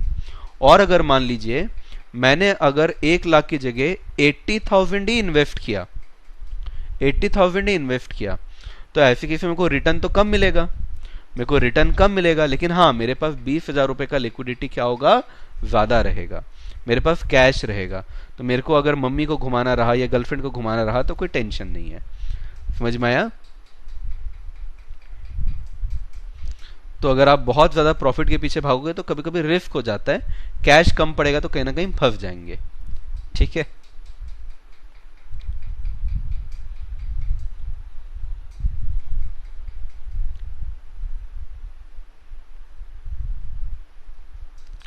सर अगर एक इकोनॉमी के सारे लोगों ने एक साथ मनी विड्रॉ करने आ गए बैंक से तो क्या होगा एग्जाम्पल।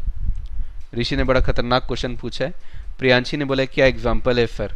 एग्जाम्पल तो ऐसे ही देना पड़ेगा ना जो दिमाग में नहीं दिल में उतर जाए, हाँ या ना। एग्जाम्पल ऐसा होना चाहिए जो दिमाग में नहीं दिल में उतर जाए।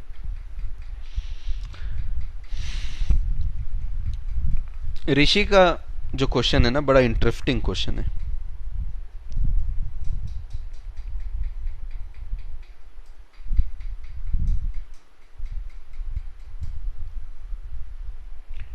चलिए नोट हो गया आप लोग का। आपको एक छोटी सी बात बताता हूं, बस ऋषि का आंसर देता हूं मैं। आप में से कितने लोग को पता है कि LIC होता है। LIC के बारे में शायद मुझको लगता है सारे बच्चे जानते होंगे। जैसे मान लो ये मिस्टर शर्मा है, ये जो मिस्टर शर्मा है ना, इन्होंने अपने लाइफ के ऊपर LIC ले लिया और मान लीजिए कि इन्होंने प्रीमियम भरा, ठीक है, प्रीमियम भरते गए। अब 20 इयर्स के बाद मिस्टर शर्मा जी की डेथ हो गई। अब LIC क्या करेगा, मिसेस शर्मा को पैसे दे देगा।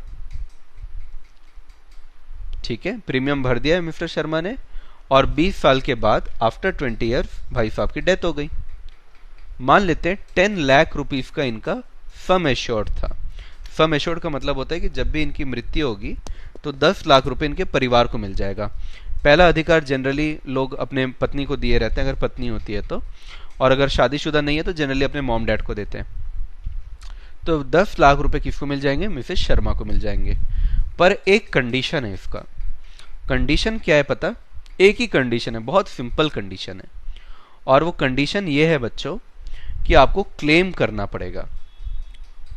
क्लेम करना पड़ेगा, क्लेम करना पड़ेगा मतलब मिसेस शर्मा को जाके LIC को ये बताना पड़ेगा, मिसेस शर्मा को LIC को जाकर ये बताना पड़ेगा कि साहब मेरे हस्बैंड की डेथ हो गई है, आप मुझे पैसा दे दीजिए, मेरे हस्बैंड ने पॉलिसी किया था, अब उनकी डेथ हो गई है, प्लीज मुझे पैसे दे दीजिए। क्या यहां तक की बात समझ में आई बच्चों? क्या यहां तक की बात समझ में आई?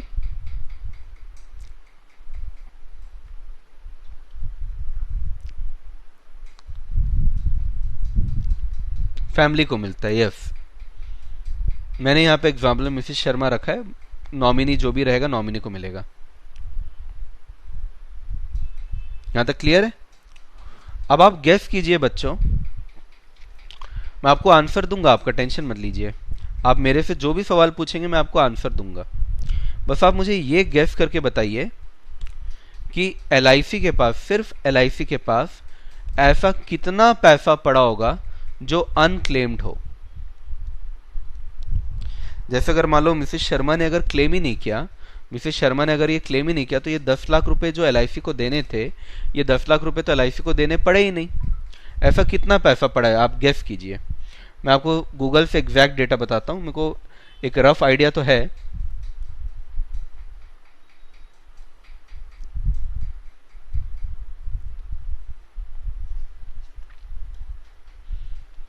एक रफ आइडिया है मुझे, पर मैंने देख लिया, चेक कर लिया है।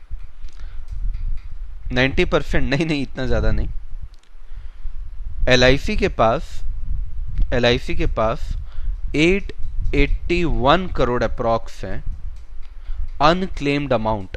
881 करोड़ अमाउंट LIC के पास पड़ा हुआ है जो किसी ने पॉलिसी लिया लेकिन किसी ने क्लेम ही नहीं किया, किसी ने क्लेम ही नहीं किया। सोच के देखिए, सोच के देखिए।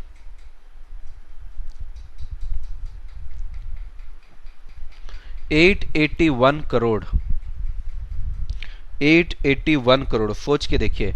तो आपको क्या लगता है, जो लोग हमारे इंडिया में, जो लोग भैया LIC तो क्लेम नहीं करते, जिसका प्रीमियम भरे हुए हैं, सब कुछ है, उतना क्लेम तक नहीं करते, क्या आपको लगता है कि ऐसे लोग बैंक से अपना पूरा पैसा निकालेंगे? ठीक है निशांत, उस पैसे का क्या होगा? वो LIC के पास रहेगा। क्लियर है सभी को? इसी वजह से आप टेंशन मत लीजिए, बैंक में कभी भी ऐसा हो ही नहीं सकता कि पूरा का पूरा पैसा कोई निकालने आ जाए। क्लियर है? चलिए ऑब्जेक्टिव ऑफ फर्म के अंदर चलते हैं। हमारा ऑब्जेक्टिव ऑफ फर्म, चलो ये थ्योरेटिकल टॉपिक है, एक न्यूमेरिकल टॉपिक आपको करा देता हूं, एक न्यूमेरिकल टॉपिक करा देता हूं बच्चों। पहले न्यूमेरिकल कराता हूं, फिर आखिरी में थ्योरी पढ़ लेंगे। टॉपिक का नाम है बच्चों EVA। किसी को डाउट है तो मैं एक बार चैट देख ले रहा हूं।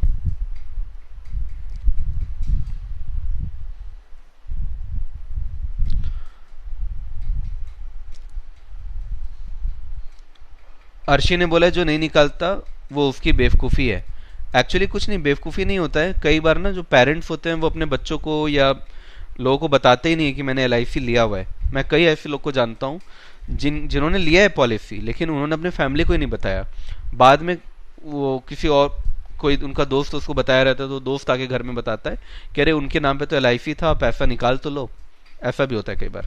चलिए EVA पे आ जाते हैं बच्चों। EVA का मतलब क्या है?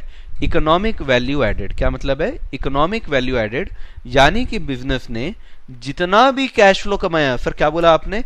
जितना भी कैश फ्लो कमाया आफ्टर टैक्स, कैश फ्लो कमाएंगे आप, जितना भी कैश फ्लो कमाएंगे उसमें से निर्मला सीतारमन जी को टैक्स तो देना पड़ेगा ना, उसके बिना तो आप नहीं जी सकते, टैक्स तो आपको देना ही पड़ेगा। तो कैश फ्लो में से जब आप टैक्स को माइनस कर देंगे तो आपके पास जो बचेगा बच्चों, उसको बोलते हैं net operating profit. Net operating profit after tax, net operating profit after tax. तो जनरली ये क्वेश्चन में गिवन होता है, जनरली ये जो होता है ना, ये क्वेश्चन में गिवन होता है। पर अगर मान लो क्वेश्चन में नहीं भी दिया हुआ है बच्चों, तो इस तरीके से कैलकुलेट कर सकते हैं। कैसे कैलकुलेट करेंगे? जो भी आपको कैश फ्लो या प्रॉफिट दिया हुआ होगा उसमें से सीधा आपको टैक्स को माइनस करना है। What it everyone? अब सर ये तो हमारा इनफ्लो हो गया, इतना पैसा तो हमने कमाया है। अब सर इस पैसे को कमाने के लिए हमने कुछ पैसा लगाया भी होगा, तो सर जो हम पैसा लगाए हैं उसको हम बोलते हैं कैपिटल, और कैपिटल के लिए हमको कुछ पैसा देना पड़ता है, उसको बोलते हैं कॉस्ट। तो जितना भी कैपिटल लगाया है इनटू कॉस्ट का परसेंटेज अगर आप कर देंगे तो इसको बोलेंगे बच्चों कॉस्ट ऑफ कैपिटल। क्या बोलेंगे? Cost of capital. जैसे मान लीजिए बच्चों कि आपने 10 लाख रुपए का कैपिटल लगाया, मान लीजिए लोन लेकर लगाया आपने, और उस लोन का जो इंटरेस्ट है वो मान लीजिए 15% है, तो आपका 10 लाख का 15% कॉस्ट ऑफ कैपिटल कितना आ गया बच्चों? 1.5 लाख रुपए आ गए। कितने आ गए? 1.5 लाख रुपए आ गए। मान लीजिए आपको क्वेश्चन में नो पैट दिया हुआ है कि आपका जो नो पैट है वो है 2,20,000। तो क्या आप मुझे बता सकते हैं economic value added, value added यानी कंपनी ने कितना वैल्यू ऐड किया? 2,20,000 कमाया, पर 2,20,000 कमाने के चक्कर में 1.5 लाख रुपए दे भी तो दिया, 1.5 लाख रुपए दे भी तो दिया, क्योंकि ये प्रॉफिट कमाने के लिए कैपिटल का इस्तेमाल हुआ होगा ना, इस प्रॉफिट को कमाने के लिए कैपिटल का इस्तेमाल हुआ होगा, और इस कैपिटल के बदले मुझे कॉस्ट देना पड़ा होगा, कुछ देना पड़ा होगा, तो मेरे को 1.5 लाख रुपए देना पड़ा। ये मेरा आउटफ्लो है बच्चों, और 1.5 लाख रुपए देकर मैंने कमाया कितना? सर आपने कमाया 2,20,000 रुपए। तो आपके हाथ में जो वैल्यू बचा वो कितना है? 70,000। समझ में आया? तो सर फॉर्मूला क्या है? फॉर्मूला बहुत ही सिंपल सा, क्यूट सा, छोटा सा फॉर्मूला है। EVA is equal to NOPAT minus cost of capital, NOPAT minus cost of capital. अब कॉस्ट ऑफ कैपिटल को कैसे निकाला जाता है बच्चों, जितना भी आपका कैपिटल है, कैपिटल में आप क्या करेंगे, इनटू कर देंगे कॉस्ट के परसेंटेज को। इस कॉस्ट के परसेंटेज का एक नाम है बच्चों WACC। WACC का फुल फॉर्म है weighted average cost of capital, weighted average cost of capital. Got it everyone? यहां तक समझ में आया बच्चों? तो जनरली आपको नो पैट क्वेश्चन में दिया हुआ होगा और कॉस्ट ऑफ कैपिटल आपको निकालना पड़ेगा। क्लियर हुआ?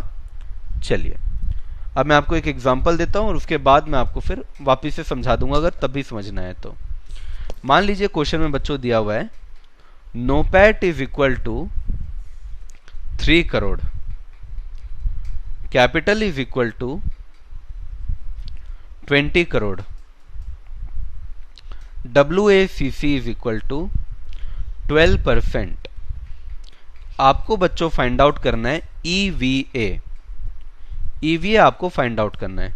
तो EVA कैसे फाइंड आउट करेंगे सर? EVA का पहले तो हम फॉर्मूला लिखेंगे। EVA का फॉर्मूला क्या है? नो पैट, नो पैट यानी net operating profit after tax, generally question में गिवन होता है। इसमें बच्चों माइनस कर देंगे, क्या माइनस करेंगे? कॉस्ट ऑफ कैपिटल को माइनस कर देंगे। तो सर नो पैट हमारा 3 करोड़ है, यानी हमने कमाया कितना है? 3 करोड़ आफ्टर टैक्स, यानी जितना कमाया उसमें से निर्मला जी को हमने टैक्स दे दिया, फिर हमारे पास जो बचा वो कितना है? 3 करोड़ रुपए। पर सर ये 3 करोड़ आपने जो कमाया है ना, ये 3 करोड़ कमाने के लिए आपने कैपिटल इस्तेमाल किया है, पैसा इस्तेमाल किया है। कितना पैसा इस्तेमाल किया है? 20 करोड़ रुपए आपने इस्तेमाल किया। और इस 20 करोड़ रुपए को इस्तेमाल करने के लिए आपने जो पैसा दिया, आपने जो कॉस्ट इनकर किया, कि कोई भी चीज फ्री में नहीं आती ना, आपने किसी से लोन वगैरह लिया होगा, तो आपने 20 करोड़ के ऊपर 12% का मान लो इंटरेस्ट दे दिया। तो सर 3 करोड़ हमने कमाया, उसमें से 2.4 करोड़ का तो हमने इंटरेस्ट वगैरह कुछ कुछ दे दिया, तो हमारे हाथ में बचा कितना? हमारे हाथ में बचा 60 लाख या 0.4 करोड़, सॉरी 0.6 करोड़। क्लियर है बच्चों सभी को? जल्दी से बताओ समझ में आया कि नहीं आया? शकीना, अब आपको आ गया समझ?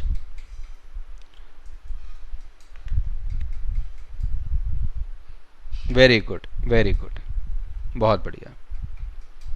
लिंसी, पीयूष, अर्शी, राज, केशव, प्रियांशी, आदित्य, सोनी, सपना, बहुत बढ़िया। मैं आपको एक क्वेश्चन दे रहा हूं, जिनको भी डाउट हो मुझे बता दीजिएगा। एक क्वेश्चन दे रहा हूं, क्वेश्चन आप करके दिखाइए।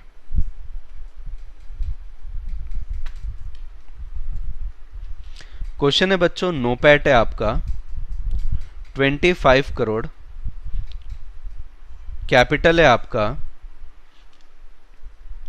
10 करोड़, WACC यानी कि कॉस्ट का परसेंटेज ये दिया हुआ है बच्चों 20, इसको 40 करोड़ कर देता हूं।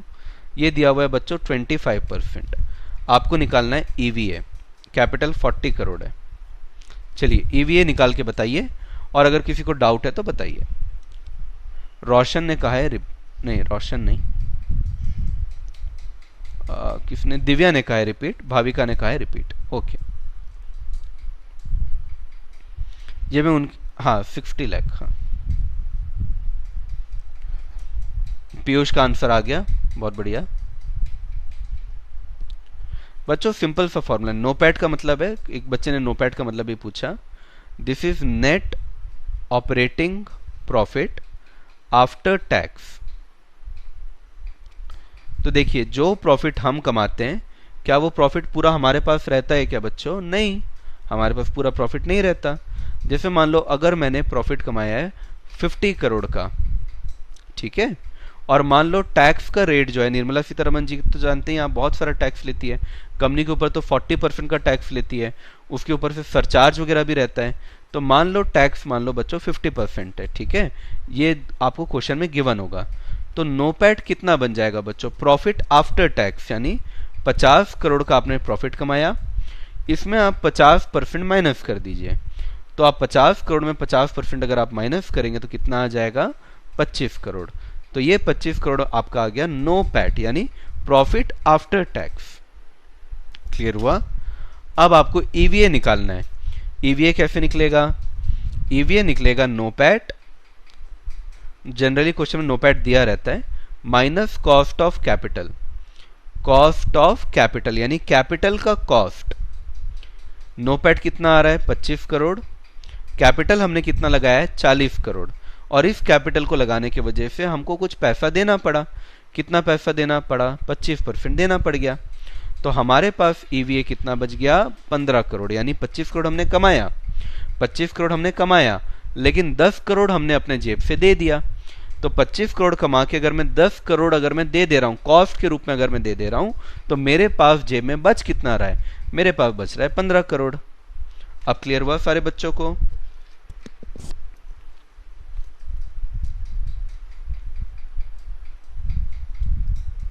कोई भी ऐसा बच्चा जिसको डाउट है अभी भी तो बताओ।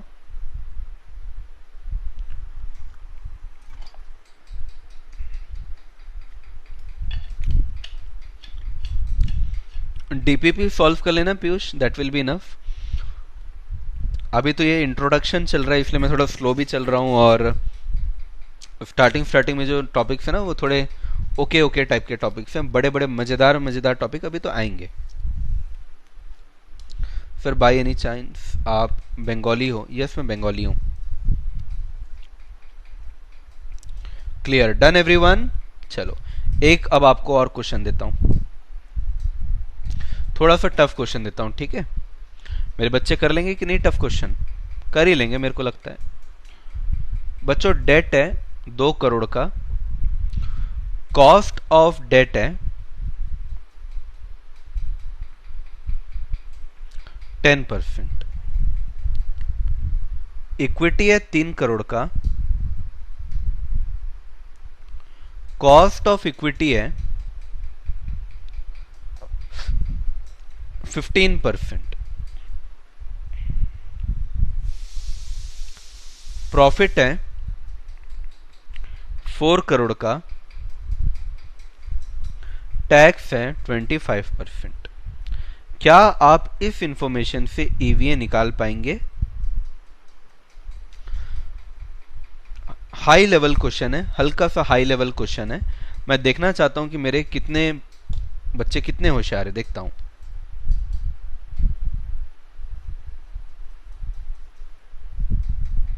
रसगुल्ला,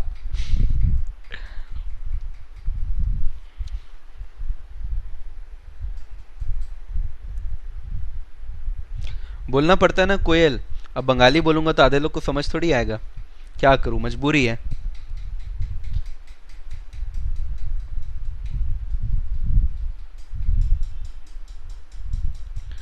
आपको बता दूं मैं, कैपिटल के अंदर डेट और इक्विटी दोनों आता है। ऋषि का आंसर सबसे पहले आया है 2 करोड़ 25 लाख।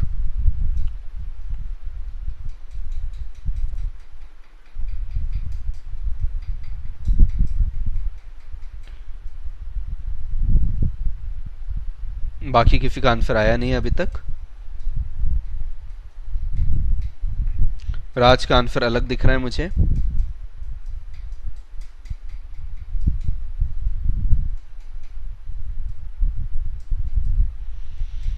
नौ करोड़ कहां से आया भाई? 4 करोड़ प्रॉफिट, तो 4 करोड़ है ना पीयूष?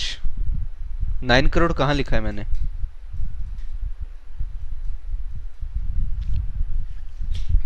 ज्यादातर लोग को 2 करोड़ 25 लाख आ रहे हैं। अर्पित, ऋषभ, पीयूष, लड़के बड़े आगे हैं यार। भूमि, चलो बच्चों ईवीए निकालने के लिए हमको क्या क्या चाहिए? एक तो नोपैट चाहिए, और नोपैट में हम लोग क्या माइनस करेंगे? Cost of capital. नोपैट कैसे आता है बच्चों? नोपैट सर अभी तो आपने बताया कि प्रॉफिट में से टैक्स को माइनस कर देते हैं। अब प्रॉफिट में से अगर मैं टैक्स को माइनस कर दूं तो 4 करोड़ में से 25% माइनस करने पे मेरे पास बचेगा 3 करोड़, तो 3 करोड़ का नोपैट हो गया, वेरी सिंपल। अब कॉस्ट ऑफ कैपिटल निकाल लेते हैं। सर एक तो देखिए डेट में ना 2 करोड़ का डेट है, उसका 10%, और इक्विटी जो है वो 3 करोड़ का है, 3 करोड़ पे आपने दिया होगा 15%। दोनों को जोड़ लेते हैं सर। 2 करोड़ का 10% 20 लाख होता है, और जो 3 करोड़ है 3 करोड़ का 15% 45 लाख होता है। दोनों को अगर मैं मिला दूं 45 लाख, हाँ 45 लाख, दोनों को अगर मैं मिला दूं तो 65 लाख आ जाएगा। इस तरीके से 3 करोड़ माइनस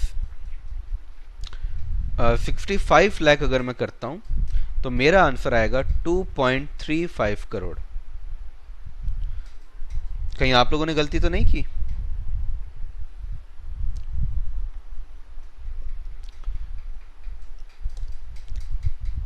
चार करोड़ का 25% माइनस ठीक किया ना मैंने?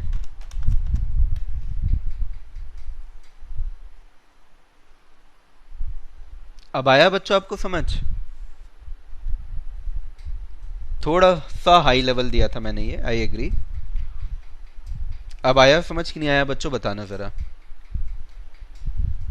डेट का कॉस्ट अलग निकालना है, इक्विटी का कॉस्ट अलग निकालना है, और फिर दोनों को जोड़ देना है, तो ये कैपिटल का कॉस्ट आ जाएगा। क्लियर हुआ?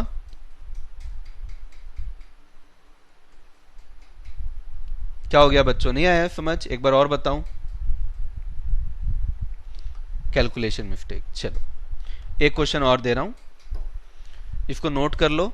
एक क्वेश्चन और दे रहा हूं।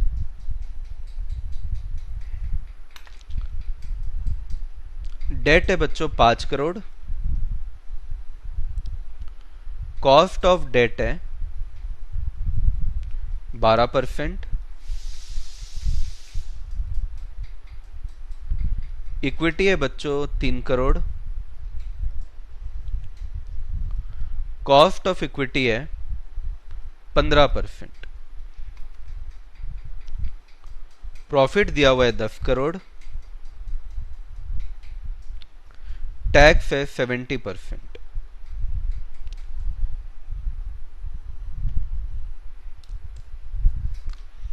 क्लियर?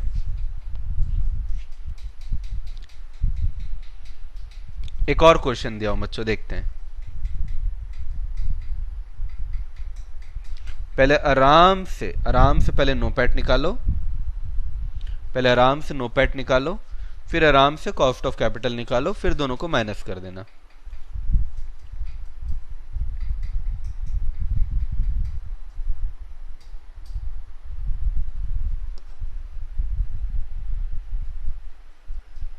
ऋषि का आंसर आ गया। हाँ साक्षी रिपीट कर दूंगा। 1 करोड़ 95 लाख। मनब का आंसर आ रहा है 5 करोड़ 95 लाख। लिंसी का आंसर भी 5 करोड़ 95 लाख है।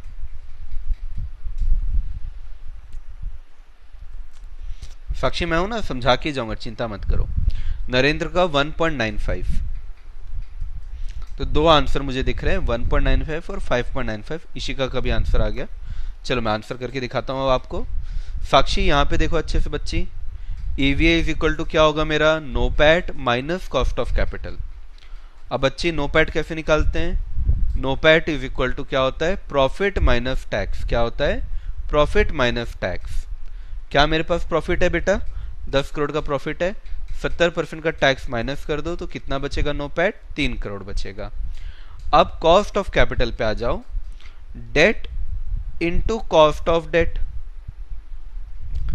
डेट को कॉस्ट ऑफ डेट से इंटू करो और इक्विटी को कॉस्ट ऑफ इक्विटी से इंटू कर दो।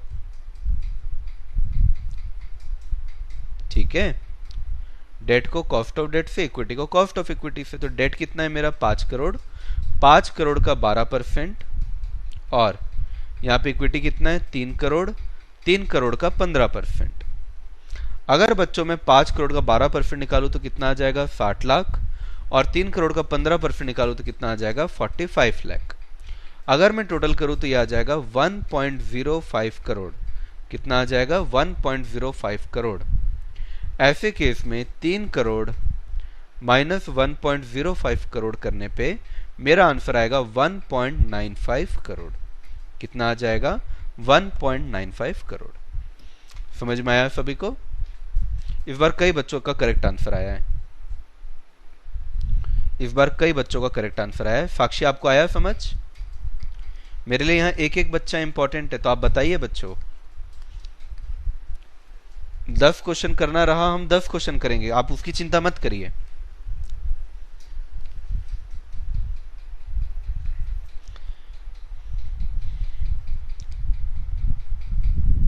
आप जब क्लास को एंड करें तब आप सारी चीजें क्लियर रखें, है ना, ये बहुत जरूरी है।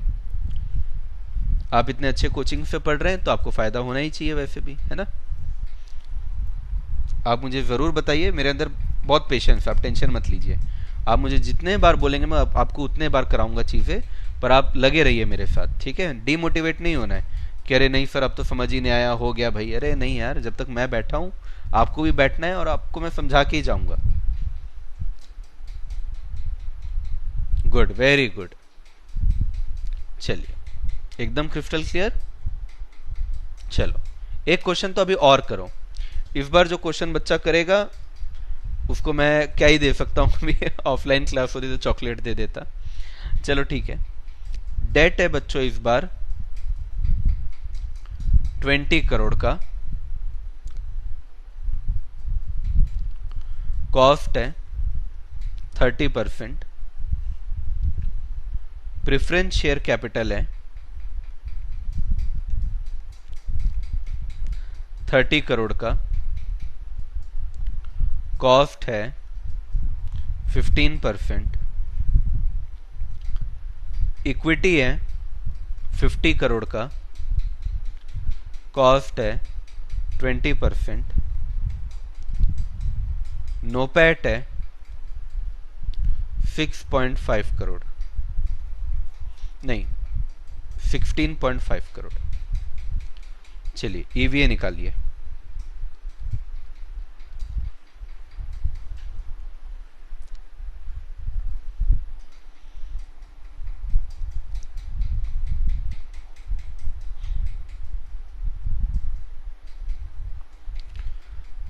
साक्षी, नोपैट 3 करोड़ कैसे? नोपैट वही आपका 10 करोड़ का प्रॉफिट था ना, 10 करोड़ के प्रॉफिट में से 70% का टैक्स माइनस। कैलकुलेटर उठाइए, कैलकुलेटर में लिखिए 10 माइनस 70%, ये कीजिए 3 आ जाएगा। आने दीजिए, लॉस आने दीजिए Rishi, not an issue. NOPAT 16.5 crore है ना,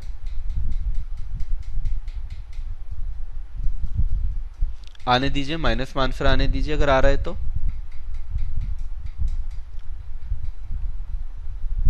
कुछ बच्चों का आंसर 50 लाख आ रहा है। पीयूष का आंसर 1.4 करोड़ है।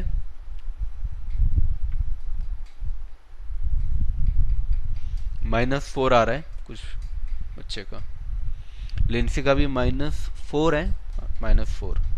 ज्योति का भी -4। 4 करोड़ का लॉस बोल रहे कई बच्चे।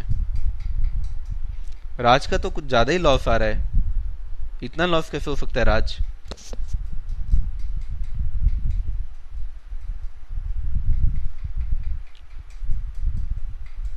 चलो करें, चलिए करते हैं। सबसे पहले क्या निकालेंगे बच्चों? EVA. EVA is equal to क्या करते हैं अपन? नोपैट। सर देखिए नोपैट दिया हुआ है ना, आपको सिर्फ कॉस्ट ऑफ कैपिटल निकालना है। कॉस्ट ऑफ कैपिटल कैसे निकालेंगे बच्चों? डेट के अमाउंट को आप डेट के कॉस्ट से इंटू कर दीजिए, 30% है।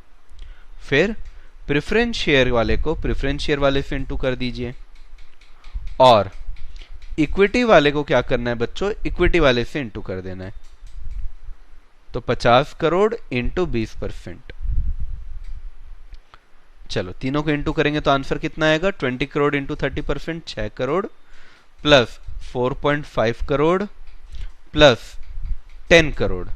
अगर मैं इन सबको टोटल कर दूं तो मेरा आंसर आ जाएगा 20.5 करोड़।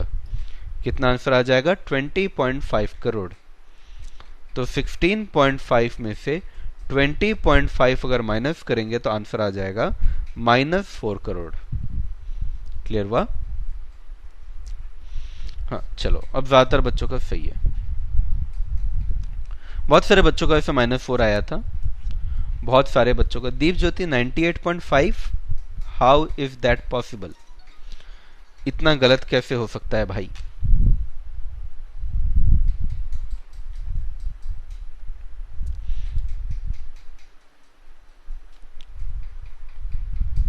प्रेफरेंस शेयर मैंने ऐसा कभी नहीं बोला गरिमा कि सिर्फ इक्विटी लेते हैं। कैपिटल तो कैपिटल होवे है, डेट इक्विटी प्रेफरेंस, कैपिटल तो कैपिटल होवे है, कहीं से भी कैपिटल आए।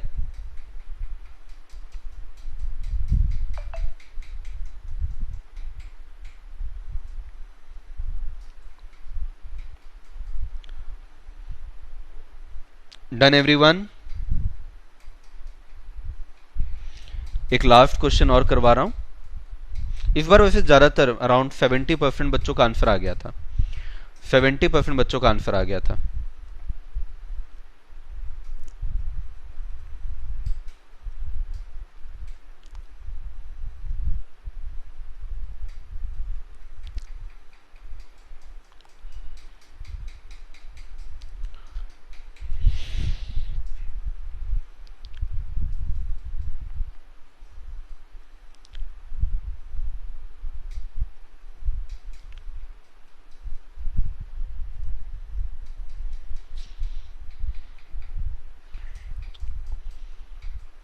चलिए ईवीए निकालिए, लेट्स सी।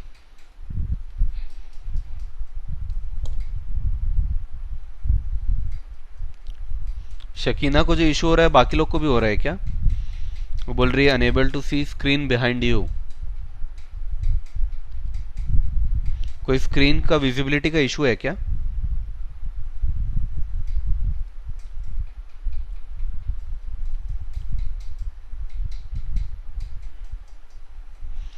एकदम फर्राटेदार तरीके से ऋषि, गरिमा, नरेंद्र, ये टॉप 3 बच्चे हैं जिनका सबसे पहले आंसर आया है। इशिका 4th, अर्शी 5th, अर्पित 6th, याशिका 7th, लेकिन अर्पित का आंसर अलग है। पीयूष 8, लिंसी 9th, कोयल 10th, प्रियांशी, अंशु। अब ठीक है शकीना, ओके। केशव का आंसर अलग आ रहा है। आदित्य, मनव, अतानु, इनका आंसर भी सेम है। अतानु का भी आंसर थोड़ा सा अलग है। भूमि, श्रिया, दृष्टि, अमीना, निकिता, परी का आंसर अलग है। भाविका, श्वेता, नेहा, वेदांत, ये सारे मेरे प्यारे प्यारे बच्चों का आंसर सेम आया है। क्या बात है, बड़ी खुशी हो रही है मेरे को अब कि अब 80-90% बच्चों का आंसर सेम आ रहा है। 90 के ऊपर ही है मेरे ख्याल से। सिर्फ 1-2 लोग का मैंने नाम लिया जिनका लगा रहा है। ईवीए क्या है बच्चों? NOPAT minus cost of capital. तो नोपैट तो दिया हुआ है 20 करोड़, कॉस्ट ऑफ कैपिटल आपको निकालना है, तो कॉस्ट ऑफ कैपिटल यहां निकाल लेते हैं। चलो स्टंट नहीं मारता मैं, वरना आपको समझ नहीं आएगा। 20 crore into 10% plus 30 crore into 15%, तो ये हो जाएगा 2 करोड़ प्लस 4.5 करोड़, तो ये हो जाएगा 6.5 करोड़।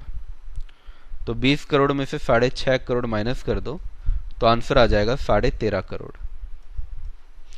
90% बच्चों का यही आंसर था। 1-2 बच्चों का आंसर 13 करोड़ 14 करोड़ ऐसा था, बट किसी का भी दूर नहीं था आंसर। सभी का आंसर 13.5 करोड़ ही था।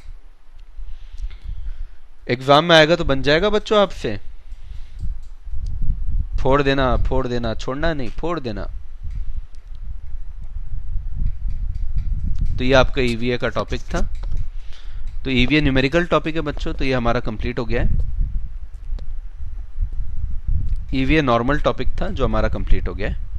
अब 2-3 छोटे छोटे थ्योरी टॉपिक बचे हैं, वो कर लेते हैं। किसी को भी डाउट है अभी भी ईवीए में तो बताओ। 1 मिनट में और रुक जा रहा हूं, किसी को भी डाउट है तो बताओ।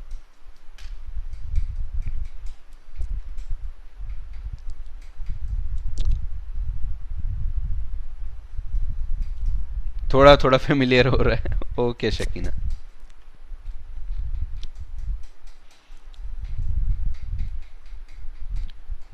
चलिए, ये जो 2 क्लास हमने पढ़ा है ना बच्चों, ये जो 2 क्लास हमने पढ़ा है ना, ये 2 क्लास का वेटेज 5 नंबर है।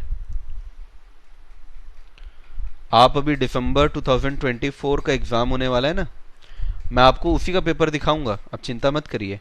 मैं उसी के पेपर में आपको प्रूफ करके दिखाऊंगा कि जो हमने फर्स्ट 2 क्लास पढ़ा है ना, उसी से 5 नंबर आ रहा है। ठीक है, चिंता नहीं करना है। अगला है फाइनेंशियल डिस्ट्रेस और इंसॉल्वेंसी। बच्चों फाइनेंशियल डिस्ट्रेस का मतलब क्या होता है? फाइनेंशियल डिस्ट्रेस ना एक तरीके की बीमारी है, और बीमारी जब लंबी चलते जाए तो मौत हो जाती है। इंसॉल्वेंसी मौत है। इंसॉल्वेंसी क्या है? मौत है, डेथ है। फाइनेंशियल डिस्ट्रेस क्या है बच्चों? बीमारी। और इंसॉल्वेंसी क्या है? डेथ। तो सर इसका मतलब क्या है? देखो बच्चों, क्या होता है कभी कभी कि किसी भी रीजन से डिमांड जो होता है ना, कई बार कम हो जाता है। अब अगर डिमांड कम होगा बच्चों, इसका मतलब क्या होगा कि सेल कम हो जाएगा। अगर बच्चों सेल कम हुआ यानी क्या हो जाएगा? प्रॉफिट कम हो जाएगा, हाँ या ना? अगर बच्चों प्रॉफिट कम हो गया तो क्या आप इंटरेस्ट चुका पाओगे? नहीं सर, इंटरेस्ट नहीं चुका पाएंगे। क्या आप लोग प्रिंसिपल रिपेमेंट कर पाओगे? आपने मानो लोन लिया हुआ है, तो क्या आप इंटरेस्ट दे पाओगे, प्रिंसिपल दे पाओगे? सर नहीं दे पाएंगे। सर ऐसे में क्या होगा? मार्केट में आपकी रेपुटेशन खराब होगी कि नहीं होगी? क्रेडिटर्स जो होंगे, क्रेडिटर यानी जिन्होंने आपको पैसा दिया है, क्या वो आपसे कैश मांगने नहीं लग जाएंगे? क्या वो लोग आपसे कैश डिमांड नहीं करने लग जाएंगे कि चलो जल्दी जल्दी हमारा पैसा दे दो भाई, जल्दी जल्दी पैसा दे दो? जब वो आपसे पैसा मांगे लेकिन प्रॉफिट तो हुआ नहीं है, आप करोगे क्या? आप धीरे धीरे मजबूर होके जो भी आपके पास एसेट है ना, वो बेचना चालू कर दोगे। कि एसेट से सेल करके जो पैसा आ रहा है वो क्रेडिटर को दे देते हैं, वो जो पैसा आ रहा है वो इंटरेस्ट वगैरह में दे देते हैं, ताकि हम कम से कम जिंदा रह सकें। लेकिन भाई अगर तुमने एसेट ही बेच दिया, तुमने अगर किसी कंपनी का एसेट ही बेच दिया, तो तुम काम कैसे करोगे? और धीरे धीरे धीरे धीरे करके कंपनी जो है वो दिवालिया हो जाती है। आपने कई बार वर्ड सुना होगा ना, कंपनी दिवालिया हो गई, यानी कंपनी जो है वो बिक गई, कंपनी बर्बाद हो गई। तो उस सिचुएशन को अपन बोलते हैं इनसॉल्वेंसी। जब कंपनी पूरी दिवालिया हो जाती है उसको बोलते हैं इनसॉल्वेंसी। और ये जो बच्चों डिमांड नहीं हुआ, डिमांड नहीं होने की वजह से सेल कम हुआ, सेल कम हुआ तो प्रॉफिट कम हुआ, तो इंटरेस्ट नहीं चुका पाए, क्रेडिटर लोग अपना पैसा वापस मांग लिए, हमने एसेट को बेच दिया। इस पूरे सिचुएशन को हम बोलते हैं बच्चों फाइनेंशियल डिस्ट्रेस। क्या बोलते हैं हम लोग? Financial distress. कि हमारी कंपनी में फाइनेंस का स्ट्रेस है। सर क्या बोला आपने? फाइनेंस का स्ट्रेस है। फाइनेंस का स्ट्रेस है, और ये फाइनेंस का स्ट्रेस अगर लगातार चलता जाएगा, अगर आप एसेट लगातार बेचते जाओगे तो इनसॉल्वेंसी हो जाएगी, आप दिवालिया हो जाएंगे, आपकी कंपनी को बंद करना पड़ जाएगा। क्या ये बात आपको समझ में आई बच्चों? Very good. रेपुटेशन खराब हो जाएगा, गुडविल खराब हो जाएगा। हर्ष ने कहा है भूख लग रही है अब। गरिमा ईवीए 5 नंबर का आ सकता है। क्लियर हुआ बच्चों आपको ये कंसेप्ट? किसी को भी डाउट है तो बताइए, क्या ये कंसेप्ट क्लियर हुआ? 10 मिनट और दे दीजिए बच्चों आप मुझे, फिर मैं आपकी क्लास एंड कर दूंगा, ठीक है? आप लोगों को तो देखो मैं देख नहीं रहा हूं। अब मैं कुछ खाऊंगा तो आपको दिखेगा, लेकिन आपको तो मैं नहीं देख रहा हूं। तो अगर आपको कुछ बीच बीच में खाना भी होता है तो आप खा लिया करो, कोई टेंशन नहीं है, ठीक है? अब देखिए होता क्या है बच्चों, एक फाइनेंशियल रिस्क होता है। एक फाइनेंशियल रिस्क होता है अगर हमारे पास बहुत सारा डेट है। अगर बहुत सारा डेट है तो हाई लेवल ऑफ इंटरेस्ट देना पड़ेगा। अगर बहुत सारा डेट है तो बहुत सारा इंटरेस्ट देना पड़ेगा। कई बार क्या होता है, कैश इनफ्लो इनएडिक्वेट हो जाता है, यानी कैश कम पड़ जाता है। कैश कम पड़ेगा तो बच्चों क्या होगा? डिफिकल्टी होगा इंटरेस्ट देने में और रीपेमेंट करने में। धीरे धीरे ना प्रेशर बनेगा। किससे प्रेशर बनेगा बच्चों? क्रेडिटर से प्रेशर बनेगा। सेल्स नहीं हो पाएगा, तो हम एक टाइट स्पॉट में आ जाएंगे। हम एक ऐसे स्पॉट में आ जाएंगे जहां पे हम फंस जाएंगे। इन्वेस्टर भी हमको पैसा नहीं देगा, वो भी इन्वेस्ट नहीं करेगा हमारे पास। और इन सारे सिचुएशन को अपन क्या बोलते हैं? डिस्ट्रेस। क्या बोलते हैं बच्चों इसको? डिस्ट्रेस। और धीरे धीरे हम क्या करेंगे? हम अपने एसेट को सेल करने लग जाएंगे। हम अपने एसेट को क्या करने लग जाएंगे? सेल करने लग जाएंगे, ताकि हम इस सेल करके क्या कर सकें? आउटसाइड लायबिलिटी को अपन मीट कर सकें। लेकिन आप धीरे धीरे सेल करते रहें करते रहें करते रहें, लेकिन सेल करने बाद भी कभी ना कभी आपका प्रॉफिट, आपका जो सेल है वो इनएडिक्वेट हो जाएगा, आपका एसेट भी कम पड़ जाएगा, लेकिन आपकी लायबिलिटी खत्म नहीं होगी। और जब ऐसा होगा कि आप अपना सब कुछ बेच के भी लायबिलिटी नहीं चुका पा रहे हो, तब आपको दिवालिया घोषित कर दिया जाएगा, आपको बैंकरप्ट घोषित कर दिया जाएगा। समझ में आया बच्चों? तो देखो एक पैराग्राफ में 7-8 लाइन में जो बातें लिखी हुई है ना, उन्हीं बातों को देखो मैंने एक लाइन के अंदर आपको बता दिया। क्लियर हुआ? हाँ पीयूष, एमवीए कल बताऊंगा। कल वैसे हमारे जीसस क्राइस्ट का बर्थडे है, आपको मालूम होगा, तो क्रिसमस की वजह से कल की क्लास नहीं रहेगी, छुट्टी रहेगा कल। तो ऋषि मैंने पहले ही बता दिया था डिमांड कम हो जाती है कई बार, जनरली सारी कहानी डिमांड से ही चालू होती है। क्लियर है सभी को? चलो आगे बढ़ते हैं, आगे बढ़ते हैं। एक फाइनेंशियल मैनेजर का रोल क्या है बच्चों? ये ऑलरेडी एग्जाम में पूछा जा चुका है, ये ऑलरेडी एग्जाम में पूछा जा चुका है, तो इसके आने के चांस अब तो बहुत कम है। एक फाइनेंस मैनेजर जैसे जो कंपनी सेक्रेटरी होता है वो भी फाइनेंस मैनेजर बन जाता है। तो आपका काम क्या होगा बच्चों? डिसीजन लेने का काम होगा। कितना कैश फ्लो आपके पास आएगा, इसका फोरकास्टिंग, फोरकास्टिंग यानी प्रिडिक्शन करना, अनुमान लगाना कि कितना कैश फ्लो आपके पास आएगा, कितना सेल होगा, कितना पैसा आप कमाएंगे, इसका प्रिडिक्शन करने का काम आपका है।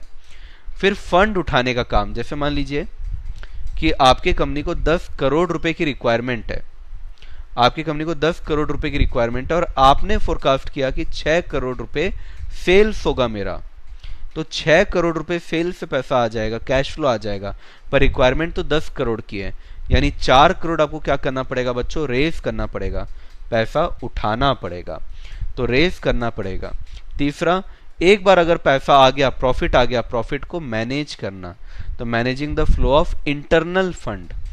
फिर कॉस्ट को कंट्रोल करना है, कुछ भी आए दाएं कैसा भी खर्चा कर रहे हैं तो आपकी कंपनी ज्यादा देर नहीं चल पाएगी, तो कॉस्ट को कंट्रोल करना है। इसके अलावा प्रॉफिट कितना होगा इसका भी फोरकास्टिंग करना है, कितना प्रॉफिट हो सकता है, कितना रिटर्न चाहिए, उतना रिटर्न को मेजर करना और उतना रिटर्न लेकर आना। आपके पास जो एसेट्स हैं, एसेट्स को मैनेज करना, अपने फंड्स को मैनेज करना, ये भी काम किसका है? फाइनेंशियल मैनेजर का है। प्रोडक्ट का प्राइस कितना होगा, कितने प्रोडक्ट लाइन होंगे, कितनी सर्विसेज होगा, उसका प्राइस कितना होगा, ये भी डिसाइड आप करेंगे। जैसे बच्चों आईटीसी नाम की एक कंपनी, उसका कंपनी सेक्रेटरी तो बहुत कमाता है, 6.5 करोड़ की सैलरी है कंपनी सेक्रेटरी की, 6.5 करोड़ की सैलरी है वहां के कंपनी सेक्रेटरी की। आईटीसी के अंदर बच्चों क्या होता है पता है? अलग अलग टाइप के बिस्किट बनाए जाते हैं। अब मेरे को एग्जैक्ट नहीं पता, लेकिन जैसे जिम जैम जो है शायद वो भी आईटीसी का ही है, if I am not wrong. तो जिम जैम किसके लिए बनाया गया है बच्चों? बच्चों के लिए बनाया है, छोटे बच्चे के लिए बनाया गया है, तो उसका जो प्राइस है वो अलग है। आईटीसी मान लो सनफीस्ट भी बनाता है, सनफीस्ट जो है ना वो घर में यूज होता है, घर का बिस्किट है, चाय के साथ लिया जाता है, तो सबसे लो प्राइस रखा जाता है कि सस्ते सस्ता लोग खरीद लें। और फिर वो होता है महंगा वाला, वो एक ठोक बिस्किट आता है 10-15 रुपए का, मैं नाम भूल गया, शायद सनफीस्ट नाम था, क्या नाम था, मैं थोड़ा नाम भूल गया, जरा बताना तो यार। आईटीसी का वो महंगा वाला बिस्किट, आईटीसी का एक महंगा वाला बिस्किट आता है, क्या तो भी डार्क चॉकलेट ऐसा कुछ नाम है।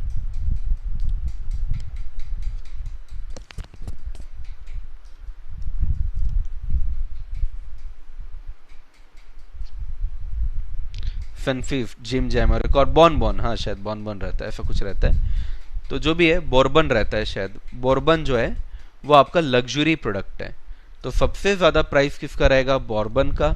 जिम जैम का ओके ओके प्राइस रखेंगे, मीडियम कैटेगरी, और सनफिफ्ट का एकदम लो प्राइस रखेंगे। ये भी कौन डिसाइड करेगा? फाइनेंशियल मैनेजर डिसाइड करेगा। कौन डिसाइड करेगा? Financial manager. तो फाइनेंशियल मैनेजर ना बहुत सारी चीज को मैनेज करता है। क्या क्या मैनेज करता है एक साथ देखो, क्या क्या मैनेज करता है। एक तो एसेट मैनेज करेगा, दूसरा फंड आएगा तो फंड को मैनेज करेगा, कितना रिटर्न चाहिए रिटर्न को भी मैनेज करेगा। तो तीन चीजें तो मैनेज कर रहा है फाइनेंशियल मैनेजर है। तो एसेट मैनेज कर रहा है, फंड मैनेज कर रहा है, रिटर्न मैनेज कर रहा है, फिर फोरकास्ट कर रहा है। क्या फोरकास्ट कर रहा है? अनुमान लगा रहा है। क्या अनुमान लगा रहा है? दो चीजों का अनुमान लगा रहा है, एक तो प्रॉफिट का अनुमान लगा रहा है और एक कैश फ्लो का अनुमान लगा रहा है। एक तो प्रॉफिट और एक कैश फ्लो। उसके अलावा इंटरनल फंड को भी मैनेज कर रहा है। क्या कर रहा है? इंटरनल फंड को भी मैनेज कर रहा है। एक तो नॉर्मल फंड को भी मैनेज कर रहा है, इंटरनल फंड को भी मैनेज कर रहा है। तो आपके एग्जाम में बच्चों 5 ही पॉइंट आपको लिखने हैं, 5 ही पॉइंट लिखने हैं। अगर एफएम का रोल आ गया, एफएम का रोल आ गया तो 5 ही पॉइंट लिखने हैं। 6 पॉइंट हो जाएंगे, लेकिन 2 वर्ड बस याद रखना। एक तो फोरकास्ट, किस चीज का फोरकास्ट? एक तो कैश फ्लो का फोरकास्ट, दूसरा प्रॉफिट का फोरकास्ट। फिर मैनेज, क्या चीज का मैनेजमेंट? सर फंड का मैनेजमेंट, इंटरनल फंड का मैनेजमेंट, एसेट का मैनेजमेंट और आपके रिटर्न का मैनेजमेंट। तो याद हुआ कि नहीं हुआ बच्चों? ये 4 अलग अलग हो गए और ये 2 हो गए, तो 6 पॉइंट हो गए आपके। 5 नंबर का आएगा, 6 पॉइंट लिखेंगे, नंबर मिल जाएगा। सर आपने तो इन डेप्थ इसमें लेकर नहीं गए, लेकर इसलिए नहीं गया हूं क्योंकि बच्चों अभी अभी एग्जाम में आया है, और आईसीएसआई एक बार कोई चीज एग्जाम में पूछ देती है ना, उसको कम से कम 3-4 अटेम्प्ट तक तो फिर थ्योरी नहीं पूछती है। क्लियर हुआ? Done everyone?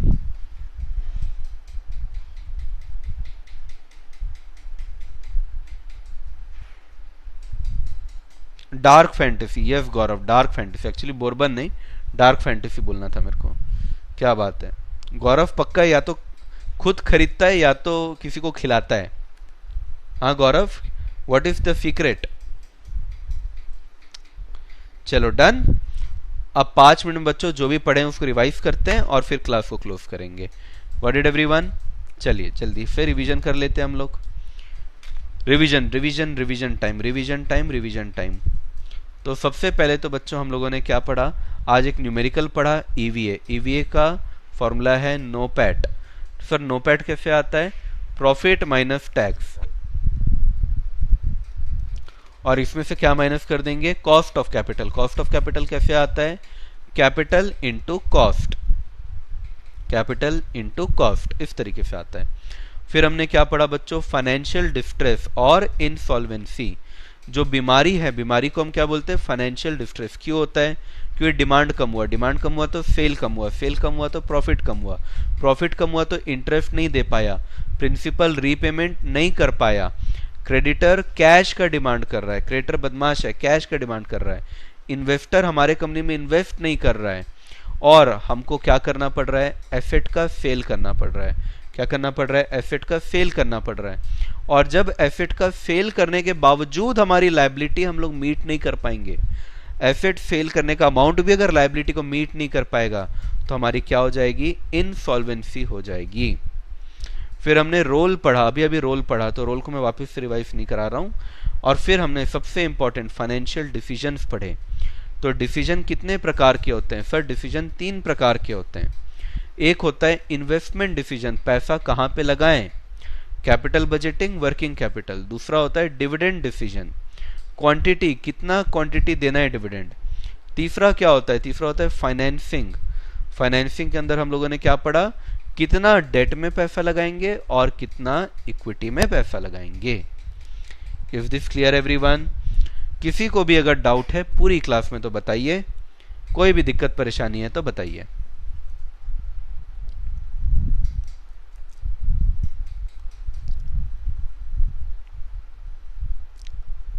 हाँ ऋषि कह सकते हैं।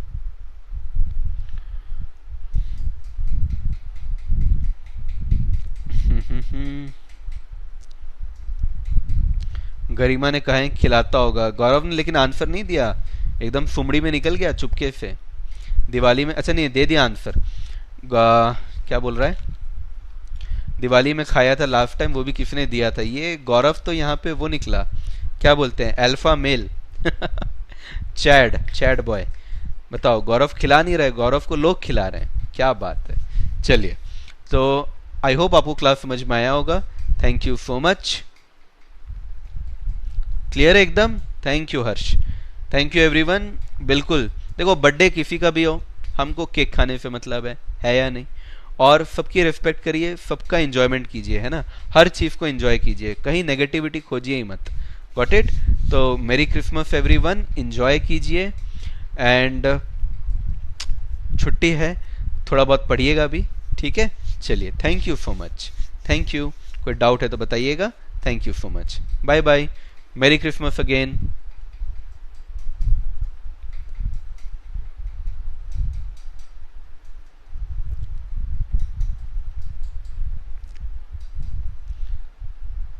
crystal clear? Thank you. Merry Christmas everyone. Bye bye.